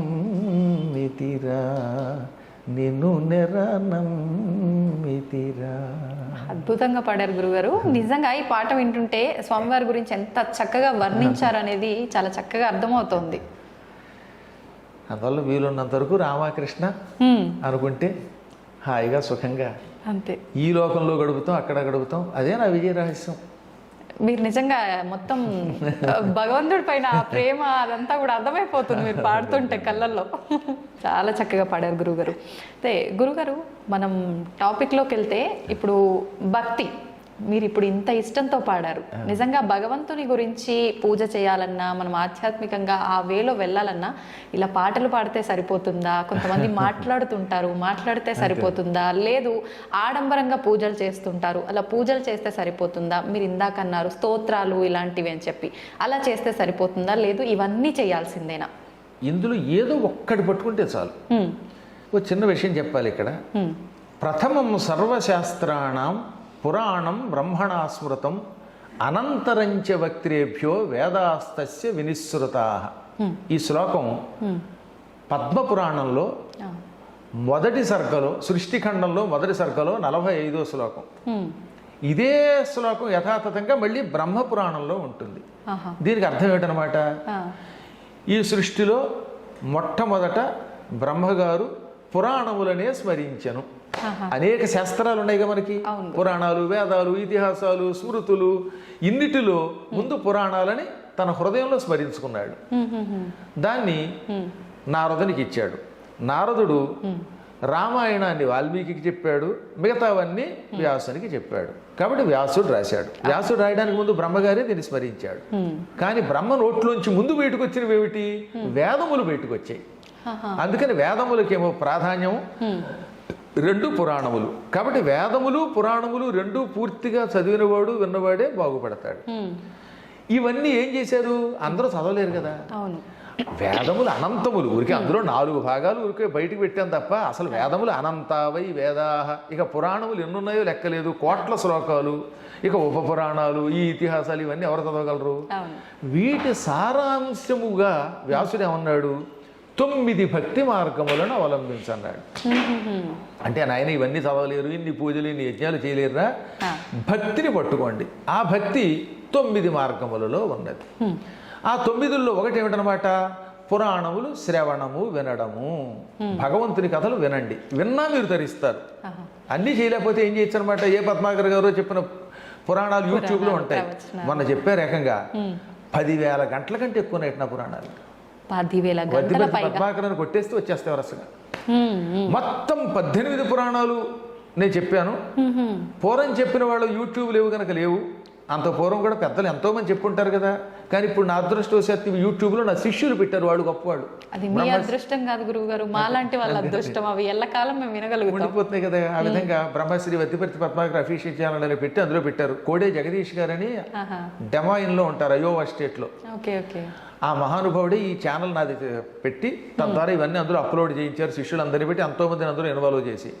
కాబట్టి మొత్తం ఈ పురాణములలో ఎంతో కొంత వినండి. వినడం వల్ల తొందరగా తరిస్తారు. చదవడం కంటే వినడం తేలిక కదా. ఇప్పుడు నేను చెబితే కొంచెం తేలిక అర్థం అవుతుంది కదా ఉన్నంతలో. అందువల్ల శ్రవణం, కీర్తనం అంటే ఇప్పుడే చెప్పినట్టుగా పాడడం, పొగడడం, సంకీర్తనము లేక స్తోత్రాలని నోటితో అనడం కూడా కీర్తనమే. ఇది రెండవది. మూడవది స్మరణం. ఒకటేమో శ్రవణం, 2 కీర్తనం, 3వది విష్ణోహ స్మరణం. స్మరణం ఇందాక చెప్పినట్టుగా రామ, కృష్ణ, గోవింద, వాసుదేవ, నమ శివ, ఏదో ఒకటి స్మరించుకో లోపల పైకో. పాదసేవనం. పాదసేవ అంటే ఇప్పుడు విష్ణువో శివుడో నా పాదాలని సేవించే భాగ్యం మనకి ఎవరుగా? మహాత్ములను సేవించుము. అది పాదసేవనం అంటే. మీ తల్లిదండ్రులు వాళ్ళు దేవతా స్వరూపులు, మీ గురువులు దేవతా స్వరూపులు, వాళ్ళకి పాదసేవ చెయ్యి. కుంటివాళ్ళు, పాపం గుడ్డివాళ్ళు, నిజంగా అలా అనకూడదు, దివ్యాంగులని పేరెట్టారు మన ప్రధాని గారు. అటువంటి పుణ్యాత్ములకి సేవ చేయి, పాదసేవ చెయ్యి. లేదా వాడికి ఏదో అన్నం పెట్టు. ఇదంతా భగవంతుని పాదసేవ. ఆ తర్వాత అర్చనం. ఇదో పూజలు చేయటం, పువ్వులతో పూజో లేకపోతే ధూపదీపాలతో షోడశోపచారాలతో గుళ్ళోకి వెళ్ళి అర్చనం చెయ్యి. వందనం, నమస్కారం చెయ్యి. భగవంతునికి, భగవద్భక్తులకి, పెద్దలకి నమస్కారం చెయ్యి. దాస్యం, సేవ చెయ్యి. ఇప్పుడు ఆంజనేయుడు ఉన్నాడు కాబట్టి ఆయనకి అదృష్టవశాత్తు రాముడు ఎదురుగుండా ఉన్నాడు కనుక సేవ చేశాడు. అవును. లేదా ఇంకొక ఆయనకి ఏ దేవుడో కనబడ్డాడు, అక్రూరుడు ఉన్నాడు, ఆయనకి కనబడ్డాడు, చేశాడు. ఇప్పుడు ఈ కలియుగంలో దాస్యం ఎలా చేస్తాం? భగవంతుడు కనపడటం లేదు అందరికీ. అందుకని ఏమన్నారు? గుడులను బాగు చెయ్యి, గుడులకు వెళ్ళి దాన్ని శుభ్రం చెయ్యి. అందుకే మా సత్సంగం తరపున గుడి బడి అని ఒకటి పెట్టాం. మా వాళ్ళు ఇప్పటికి 10 సంవత్సరములుగా మొత్తం భారతదేశంలో ఉన్న ఆలయాలని బాగు చేస్తారు. అమ్మ చెబితే ఆశ్చర్యపోతారు. పండరీపురం వెళ్ళారు, పాండురంగ ఆలయానికి. ఆ ఆలయం అంతా శిథిలావస్థకు వచ్చి పాడైపోయి గుళ్ళు మీద మొక్కలు కూడా లేచిపోయాయి. 5 లక్షలు ఇస్తే కానీ బాగు చేయమన్నారట కూలివాళ్ళు. పాపం అంత డబ్బులు అక్కడ లేవు. ఇంతలో మా వాళ్ళంతా వెళ్ళారు, ఒక 500 మంది. బెంగుళూరు నుంచి, అమెరికా నుంచి, హైదరాబాద్ నుంచి వాళ్ళంతా. 500 మంది. యూట్యూబ్లో ఉంటుంది చూడండి, గుడి బడి పండరీపురం. ఈ 500 మంది వెళ్ళి 3 రోజులుండి మొత్తం గుడిని 5 లక్షలు ఇస్తే గాని బాగు చేయలేమన్న గుడిని తమ సొంత ఖర్చులతో వెళ్ళి చేసి వచ్చేసారు. వాళ్ళు మాకు సర్టిఫికేట్ పంపారు, అయ్యా మీ శిష్యులు ఎంత అద్భుతంగా చేశారండి, గుడిని నభూతన భవిష్యత్ అనే రీతిలో తీర్చిదిద్దారని. ఇప్పుడు ఆ గుడికి సేవ చేయటమే భగవంతునికి దాస్యం. కష్టాల్లో ఎంతో మంది ఉన్నారు, వాళ్ళకి సేవ చేయండి, అది భగవంతుని సేవ. ఆ విధంగా గుడిని వాటిని బాగు చేసి అక్కడ కాసేపు పారాయణ చేస్తే అది పరమాత్మ సేవ అవుతుంది. అది దాస్యం అంటే. ఆ తర్వాత భగవంతుడితో స్నేహం అంటే భగవద్భక్తులతో, పురాణములతో స్నేహం చేయండి. ఆత్మ నివేదనం, నిన్ను నువ్వు పరమాత్మకి సమర్పించుకో, నా సమస్తం పరమాత్మది అనుకో. ఈ విధముగా శ్రవణం, కీర్తనం, విష్ణోహ స్మరణం, పాదసేవనం, అర్చనం, వందనం, దాస్యం, సఖ్యం, ఆత్మనివేదనం, ఇందులో ఏ ఒక్కదాన్ని పట్టుకున్నా తరిస్తాం. 9 పట్టుకుంటే ఇక వాడికి తిరుగులేదు. ఇప్పుడు ఈ చెప్పింది ఎవరన్నా ఉన్నారు? ప్రహ్లాదుడు చెప్పాడు వాళ్ళ నాన్నకి. ఇది ప్రహ్లాదుడు చెప్పిన భాగవత శ్లోకం. పోతన గారు అందంగా తెలుగులో ఇంకా బాగా అనువాదం చేశాడు. తను హృద్భాషల సఖ్యమున్, శ్రవణమున్, దాసత్వమున్, వందనార్చనముల్, సేవయు, ఆత్మలో ఎరుకయున్, సంకీర్తనల్ చింతనం వను, ఈ 9 భక్తి మార్గముల సర్వాత్మున్ హరిన్నమ్మి సజ్జనుడై ఉండుట భద్రమంచుతలతున్ సత్యంబు దైత్యోత్తమా. ఎంత చక్కగా చెప్పాడు. కాబట్టి ఇందులో ఒకటి పట్టుకున్నా చాలు. పరుల కోసం ఆడంబరం అక్కర్లా. 100 కొబ్బరికాయలు కొట్టేస్తే ఆయన ప్రత్యక్షం కాడు. ఊరికే కేవలం పాలు పోసినంత మాత్రం చేత శివుడు ప్రత్యక్షం కాడు. నిజమైన భక్తితో ఒక్క చుక్క నీళ్లు పోసినా సంతోషిస్తాడు. చిత్రం చెప్పమంటారా? రాజశేఖర చరిత్ర అని ఒక కావ్యం ఉన్నది. రాజ అంటే చంద్రుడు, రాజశేఖరుడు అంటే ఏమిటి? చంద్రశేఖరుడు అనగా శివుడు. ఆ చరిత్రని అష్టదిగ్గజాల్లో శ్రీకృష్ణదేవరాయల ఆస్థాన విద్వాంసులు 8 మంది ఉన్నారు. అష్టదిగ్గజాలు అంటారని ఉన్నారు కదా. అందులో ఆఖరు ఆయన మాదయ్య గారి మల్లన్న, ఆయన రాశాడు. అందులో ఏమన్నాడు తెలుసా? ఒరే ఎందుకురా ఇంత కష్టం, మీరు తరించాలంటే ఓ చిన్న చిట్కా చెబుతానన్నాడు ఆయన. ఏమిటిటది? నీలకంఠుని శిరసుపై నీళ్లు జల్లి, పత్తిరిసువంత ఎవ్వాడు పారవైచు, కామధేనువు వానింటి గాడి పసర మల్ల, సురశాకి వానింటి మొల్ల చెట్టు. శివలింగం దగ్గరికి వెళ్ళు. నీలకంఠుడు అంటే శివుడు. ఆ శివుడి దగ్గరికి వెళ్ళి అభిషేకం చేయలేకపోయావు అనుకో. ఇప్పుడు మీరు శివరాత్రికి శ్రీశైలం వెళ్ళారు, ఇంత జనంలో మేము లోపల రాణిస్తారా? అప్పుడు మీకు అభిషేకం చేయాలనిపించింది. ఏం చేస్తారు అప్పుడు? ఇన్ని చుక్కలు నీళ్లు తీసుకుని దూరం నుంచి అలా చల్లండి.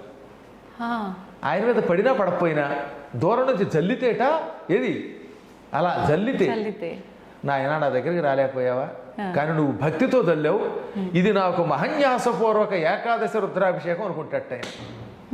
అందుకని నీలకంఠుని శిరసుపై నీళ్లు జల్లి, అందులో భక్తి కూడా లేకపోవచ్చు ఒక్కోసారి, ఏదో దూరంలో ఆత్రంతో అలా జల్లేశారు, అది అభిషేకం అనుకుంటున్నాడు ఆయన. ఇంకా ఆయన మీద 1,00,000 బెల్వార్చనో లేకపోతే 1,00,00,000 పత్రికో పూజ చేద్దాం అనుకున్నారు, కానీ కుదరట్లేదు. ఎందుకంటే గుళ్ళోకి వెళ్ళనివ్వడం లేదు కనుక, జనాలు ఎక్కువ ఉన్నారు. అప్పుడు దూరం నుంచి ఒక పత్రి విసిరేయండి. పత్రి సంస్కృతం, తెలుగులో పత్తిరి అది వికృతి అంటారు. ఇక్కడ పత్తిరి అని ఎందుకన్నాడు తెలుసా? నువ్వు మనస్ఫూర్తిగా పూజ చేయలేకపోతున్నావు, విసురుతున్నావు, అందుకని అది వికృతి పూజ. దూరం నుంచి అలా విసిరి హా. విసిరితే ఆయన ఏమనుకుంటాడు, పాపం వాడు భక్తుడే, దగ్గరికి రాలేకపోతున్నాడు జనాలు ఉండడం వల్ల, అయినా విసిరాడు, ఇదే నాకు 1,00,000 బిళ్ళ వార్చన అనుకుంటున్నాడు. హ్మ్. అలా సంతోషపడిపోయి ఎప్పుడు నీ మనస్సులో ఆయన మీద ప్రేమ ఉంటే, ప్రేమ ఉన్నప్పుడు నేను ఆయన్ని పూజించాలి కానీ కుదరడం లేదు, నాకు ఆడంబరం లేదు, నేను ఎక్కువ పత్రి వేయలేను, నీళ్లు పోయలేను, అభిషేకం చేయలేను, టైం లేదనుకుని అన్ని నీళ్లు తల్లి ఓ పత్రి విసిరితే అదే అభిషేకం, అదే పత్రి పూజగా భావించి ఆయన ఏం చేస్తాడు, వెంటనే కామధేనువుని మన ఇంట్లో కట్టేస్తాడు. హా. నీళ్లు తల్లినందుకు కామధేనువుని మన ఇంట్లో కట్టాడు. హా. కామధేనువు మన ఇంట్లోకి వస్తే లాభం ఏమిటి?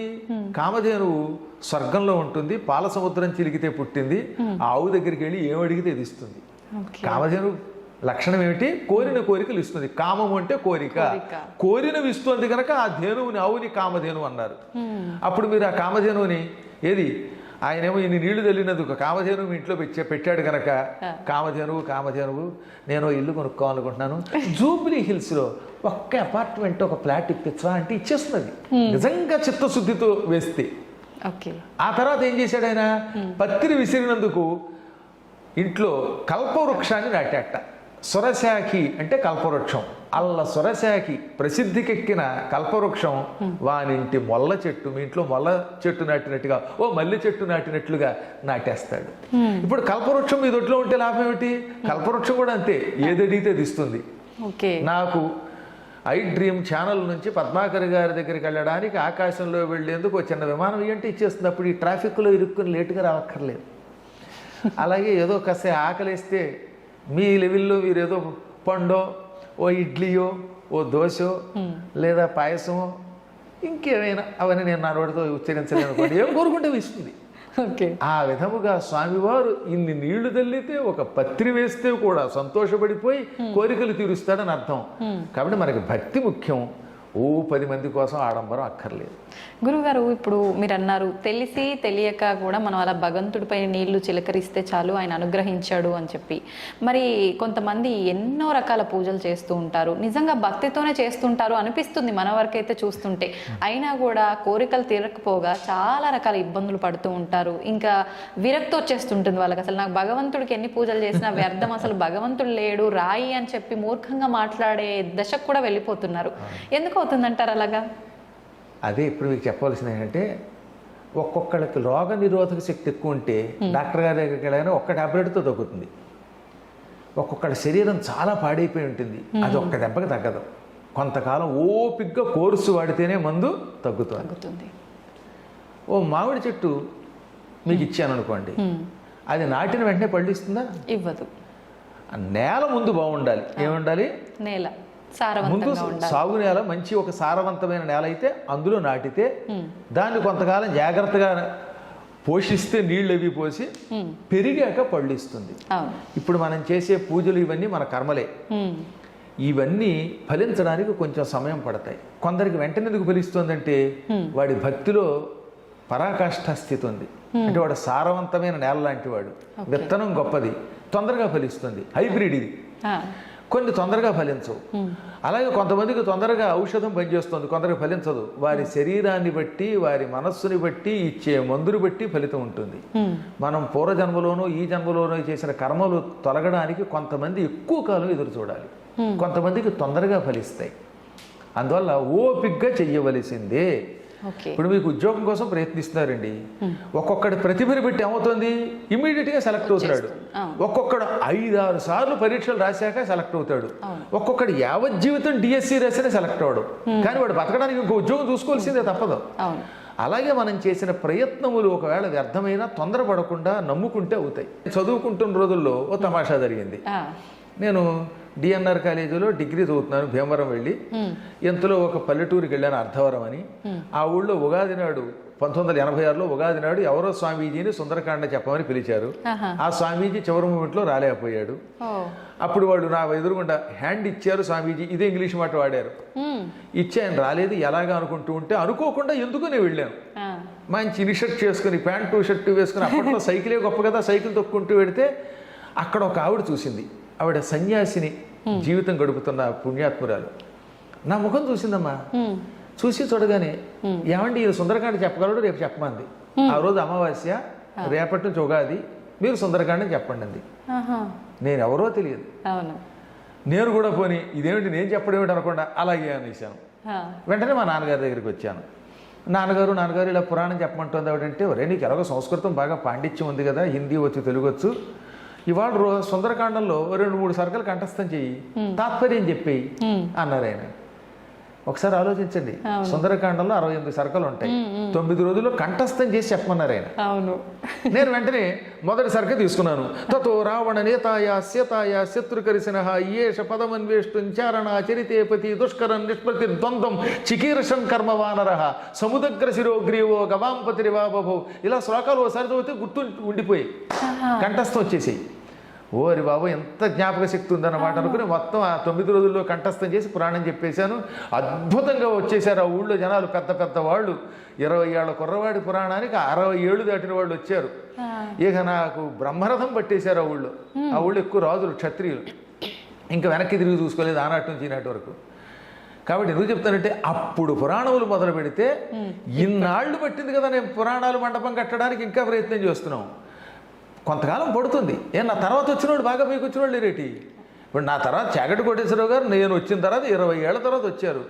మా నాన్నగారికి అమరేశ్వర ప్రసాద్ గారు ఒక శిష్యుడు ఉన్నాడు. మా నాన్నగారి దగ్గర సంస్కృతం చదువుకున్నాడు. మా నాన్నగారు 3 ఏళ్ళు ఆయనకి అన్నం పెట్టి పాఠం చెప్పారు. ఆ అమరేశ్వర ప్రసాద్ గారు శిష్యుడు చాగంటి కోటేశ్వరరావు గారు, అంటే నాన్నగారి శిష్యుడు. చూడండి, పూర్వజన్మ సుకృతం అయింది. టక్కున ఆయన వెంటనే జగత్ ప్రసిద్ధికి ఎక్కారు. కాబట్టి ఒక్కొక్కళ్ళకి తొందరగా వస్తుంది, కొందరికి ఆలస్యంగా వస్తుంది. అది వారి వారి యొక్క సుకృతాలను బట్టి ఉంటుంది. అందుకని ఆయన పేరు వచ్చింది నాకు అంత రాలేదని ఏడిస్తే పిచ్చాడు వీడు. అంతే, ఎవరికి ఎంత ఇవ్వాలో పరమాత్మకి తెలుసు. అందువల్ల మనం పూజ చేసినంత మాత్రం చేత వెంటనే ఈ రోజే ఫలించదు. యాంకర్లు చాలా మంది ఉన్నా ఒక్కొక్కళ్ళకి ఎందుకు పేరు వస్తుంది? మీ పొజిషన్లో చాలా మంది ఉంటారు కదా, ఒక్కొక్కళ్ళకి కొంచెం తొందరగా పేరు రావచ్చు, కొందరికి కొంచెం ఆలస్యం రావచ్చు. కానీ మొత్తం మీద నమ్ముకుని చెయ్యండి. అందువల్ల ఓపిక పట్టాలి. ఒక్కోసారి ఓపిక పట్టినా కూడా ఎన్నాళ్ళైనా ఫలించకపోతే అప్పుడు భగవంతుడి మీద కొంచెం అలగచ్చు. భక్త తుకారాం లాగా. తుకారాంకి మండిపోలేదా? ఉన్నావా అని పాడా, అప్పుడు వస్తాడు దేవుడు. అందువల్ల అప్పుడప్పుడు ఒక్కోసారి వస్తుందండి. భద్రాచలంలో రామదాస్ ఏమన్నాడు? అబ్బబ్బా దెబ్బల కోరవక తిట్టి తినయ్యా. ఆయన తిట్టాడు ఒకసారి, ఎవడబ్బా సొమ్మని కులుకులు తిరిగేవు రామచంద్ర అన్నాడు. అందుచేత మరీ ఎక్కువ భక్తులు అప్పుడప్పుడు దెప్పుతారు, దెప్పితే వస్తాడు దేవుడు. కానీ ఈలోపు కంగారు పడకుండా మీ పని మీరు చెయ్యండి, ఎప్పుడో ఒకప్పుడు వస్తాయి. మీకు మామిడి పళ్ళ కథ ఒకటి ఉంది కదా.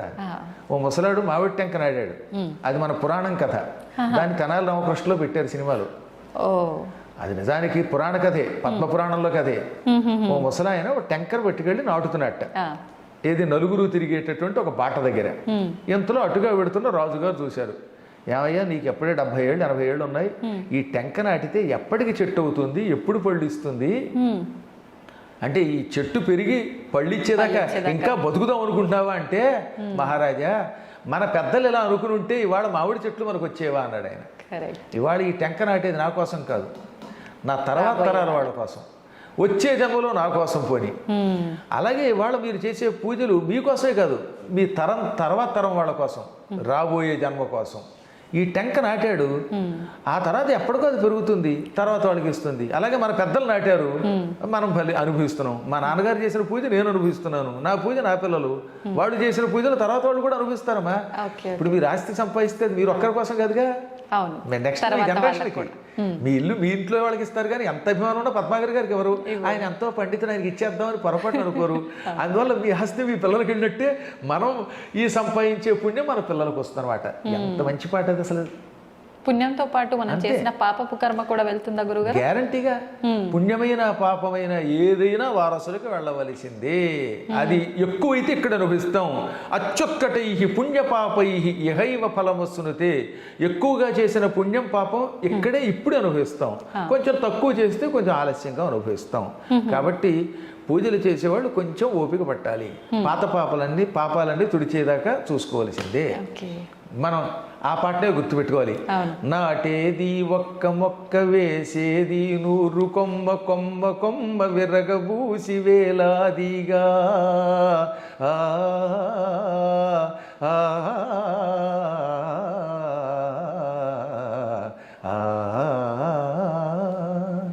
నాటేది ఒక్క మొక్క వేసేది 100 కొమ్మ కొమ్మ కొమ్మ విరగబూసి వేలాదిగా ఇక కాయాలి బంగారు కాయలు భోంచెయ్యాలి మీ పిల్లకాయలు.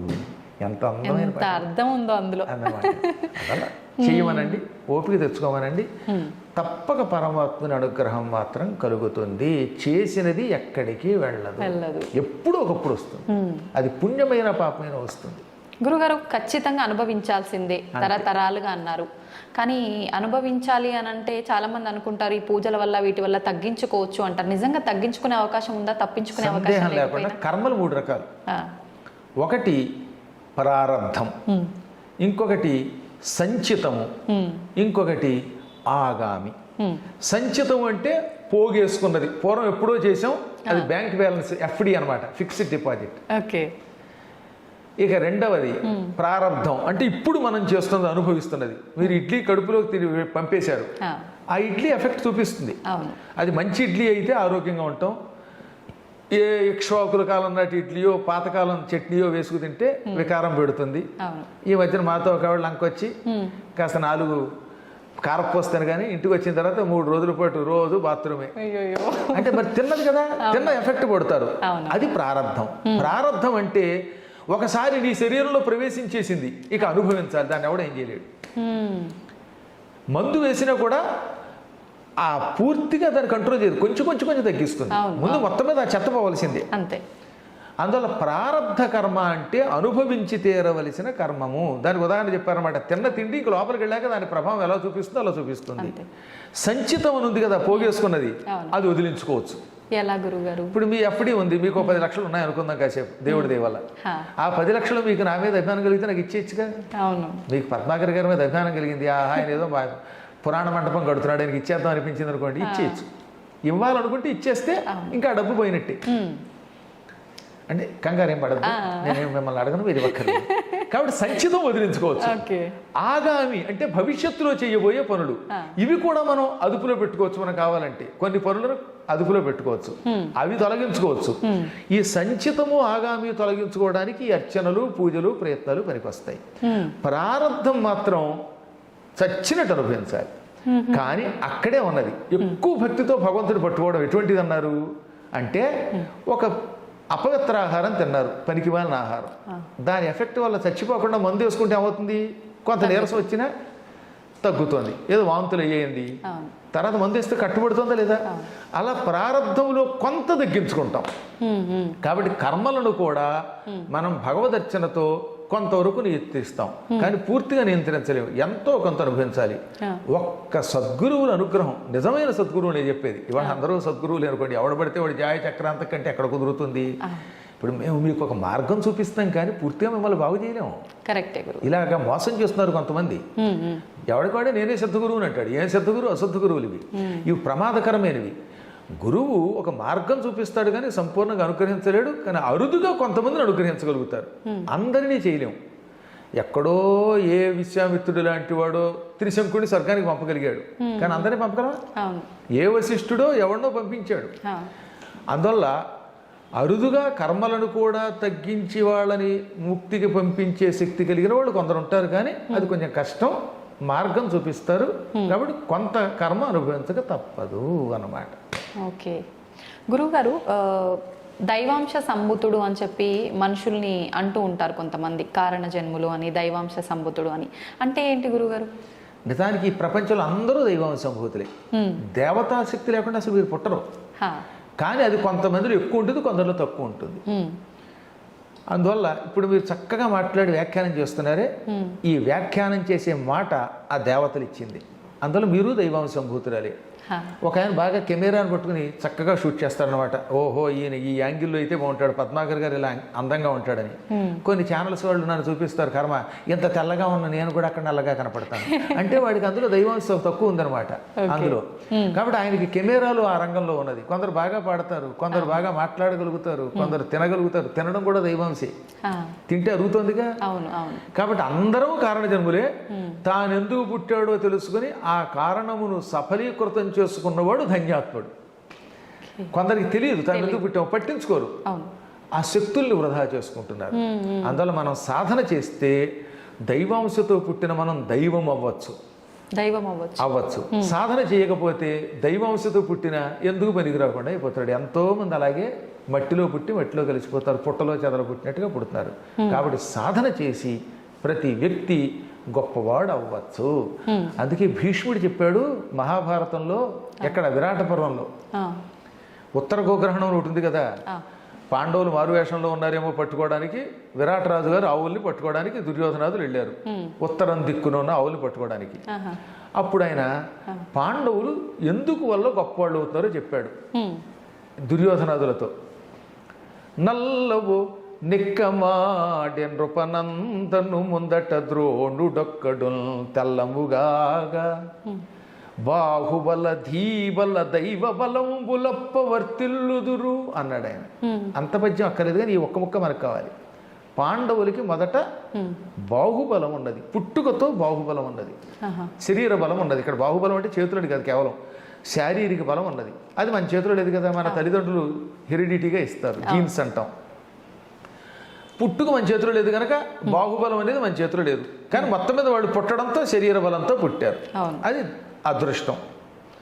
రెండవది బుద్ధిబలం ఉన్నది. ధీబలం అంటే బుద్ధిబలం. ఈ బుద్ధిబలం పుట్టుకతో కొంత ఉంటుంది, బాగా పెంచుకోవడం వల్ల పెరుగుతుంది.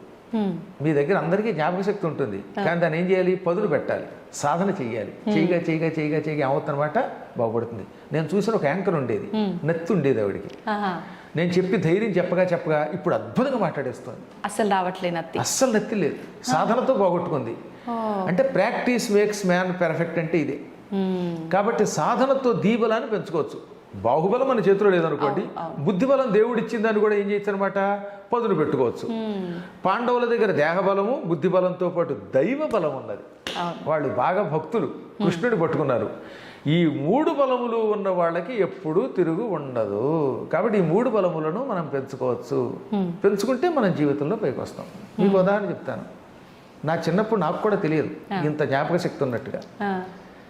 ఇంచుమించుగా 5 ఏళ్ళు 6 ఏళ్ల వయస్సులో అనుకుంటాను, సుందర శివరావు గారిని ఒక ఆయన ఉండేవారు ఉంగుటూరు అనే ప్రాంతంలో. ఆయన నన్ను చూచి మా నాన్నగారిని, ఈ కుర్రాడు ఏం చెప్పినా అప్పచెప్పేస్తున్నాడండి, ఇటువంటి వాడిని బాగు చేద్దామని అల్లసాని పెద్దన గారి మనుచరిత్రలో ఒక పేజీ గద్యం ఉంటుంది. ఏమిటి గద్యం? పద్యాలు గద్యాలు అని ఉంటాయి కదా. పద్యం ఏమో ఎలాగో ఉత్పలమాల చంపకమాల ఇలాంటివి. ఇవి కాకుండా అప్పుడప్పుడు ఏం చేస్తారన్నమాట, ఏకధాటిన ఒక వచనం ఇస్తారు, పెద్ద పారాగ్రాఫ్. అలాంటి గద్యం ప్రథమ స్కంధంలో ఉంది, మొదటి ఆశ్వాసంలో, ప్రథమ ఆశ్వాసంలో. పరీక్షించడానికి ఆ వచనం నా చేత చదివించి తొందరగా అప్పచెప్పంటే 5 నిమిషాలు కూడా పట్టలేదు, చదివి అప్పచెప్పేశాను నేను. అప్పుడు నాకు ప్రాక్టీస్ చేయటం వల్ల ఎంత లాభమో తెలిసింది. అందువల్ల ఇన్ని పుస్తకాలు కంఠస్థం చేశాం. ఓ పెద్ద పేజీ అనమాట. ఓ సిద్ధుడు ఉన్నాడు, ఆ సిద్ధుడు తీర్థయాత్రలు చేశాడు. ఆ ప్రవరుడనే ఆయన, నువ్వు ఏమేమి తిరిగావు అని అడిగితే, నేను ఇవి తిరిగాను అవి తిరిగాను ఏమిటి, మొత్తం ప్రపంచం తిరిగాను అని చెప్పడానికి ఈ గద్యంలో చెప్పాడు అనమాట.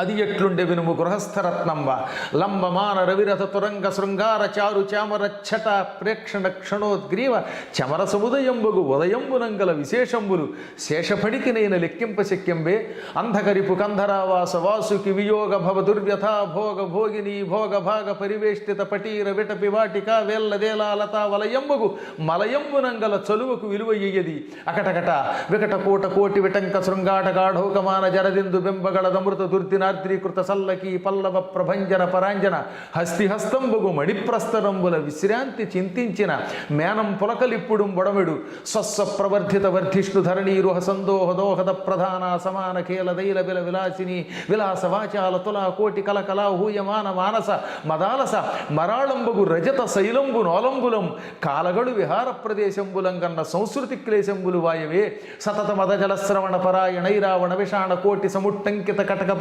పురత్కురువింద కందళ వ్రాత జాతాలాత శంకాప సర్పదభ్రము భ్రమీ విభ్రమ ధురంధరంబగు మేరుధరాధరంబు శిఖరంబుల సోయగంబులు కలయంగనుంగురుట బహుజన్మకృత సుకృత పరిపాకంబునంగా కయ్యేల చేకూర నేర్చు నేనిట్టి మహాద్భుతంబులు ఈశ్వరానుగ్రహంబున అల్పకాలంబున కనుంగొంటి ననుటయు ఈషదంకురిత హసనగ్రశిష్ణు గండయుగులుండగుతూ ప్రవరుండతనికి ఇట్లనియే. గురువు గారు నేనేం మాట్లాడలేను, దండం పెట్టడం తప్ప. ఇదేనా మీరు ఆ రోజున చెప్పింది? 5 ఏళ్ల వయస్సులో కంఠస్థం చేసింది. అమ్మో. అప్పటికింకా నేను అక్షరాలు కూడా సరిగ్గా రావు. కాబట్టి చెప్పొచ్చేది ఏంటంటే ఇటువంటి గద్యములు ప్రాక్టీస్ చేస్తూ వస్తాయని తెలిసింది కదా. ఓహో, జ్ఞాపక శక్తి ఉందనుకుని పురాణములు చదువుతుంటూ వచ్చాయి. అందువల్ల మనందరం కూడా మన శక్తులను అభ్యాసం ద్వారా కొంత పెంచుకోవచ్చును. అభ్యాసం ఎవరినైనా గొప్పవాడిని చేస్తుంది. ఇలాంటి వచనములు మీకు ఓపిక ఉంటే ఒక 200-300 ఒకే రోజు అప్పచెప్పగలరు. అందువల్ల మీకు నాకు కూడా సమయం లేదు కనుక ప్రస్తుతానికి ఇక్కడికి ఆపుకుందాం. మనం అత్యద్భుతమైన మన కావ్యాలు విని మన భారతదేశంలో శక్తివంతులు ఎంతోమంది ఉన్నారు. అలా ఇలాగే ఎన్నో సాధనలు చేసే వాళ్ళంతా పైకి రావాలని కోరుకుందాం. తప్పకుండా గురుగారు. నిజంగా మా తరం వాళ్ళకి మీ మాటలు, మీ పాటలు, మీ పద్యాలు అన్నిటి రూపంలో చాలా మంచి మంచి విషయాల్ని తెలియజేస్తున్నారు. ఇంకా తెలియజేయాలనే కోరుకుంటాను గురుగారు. ధన్యవాదాలు.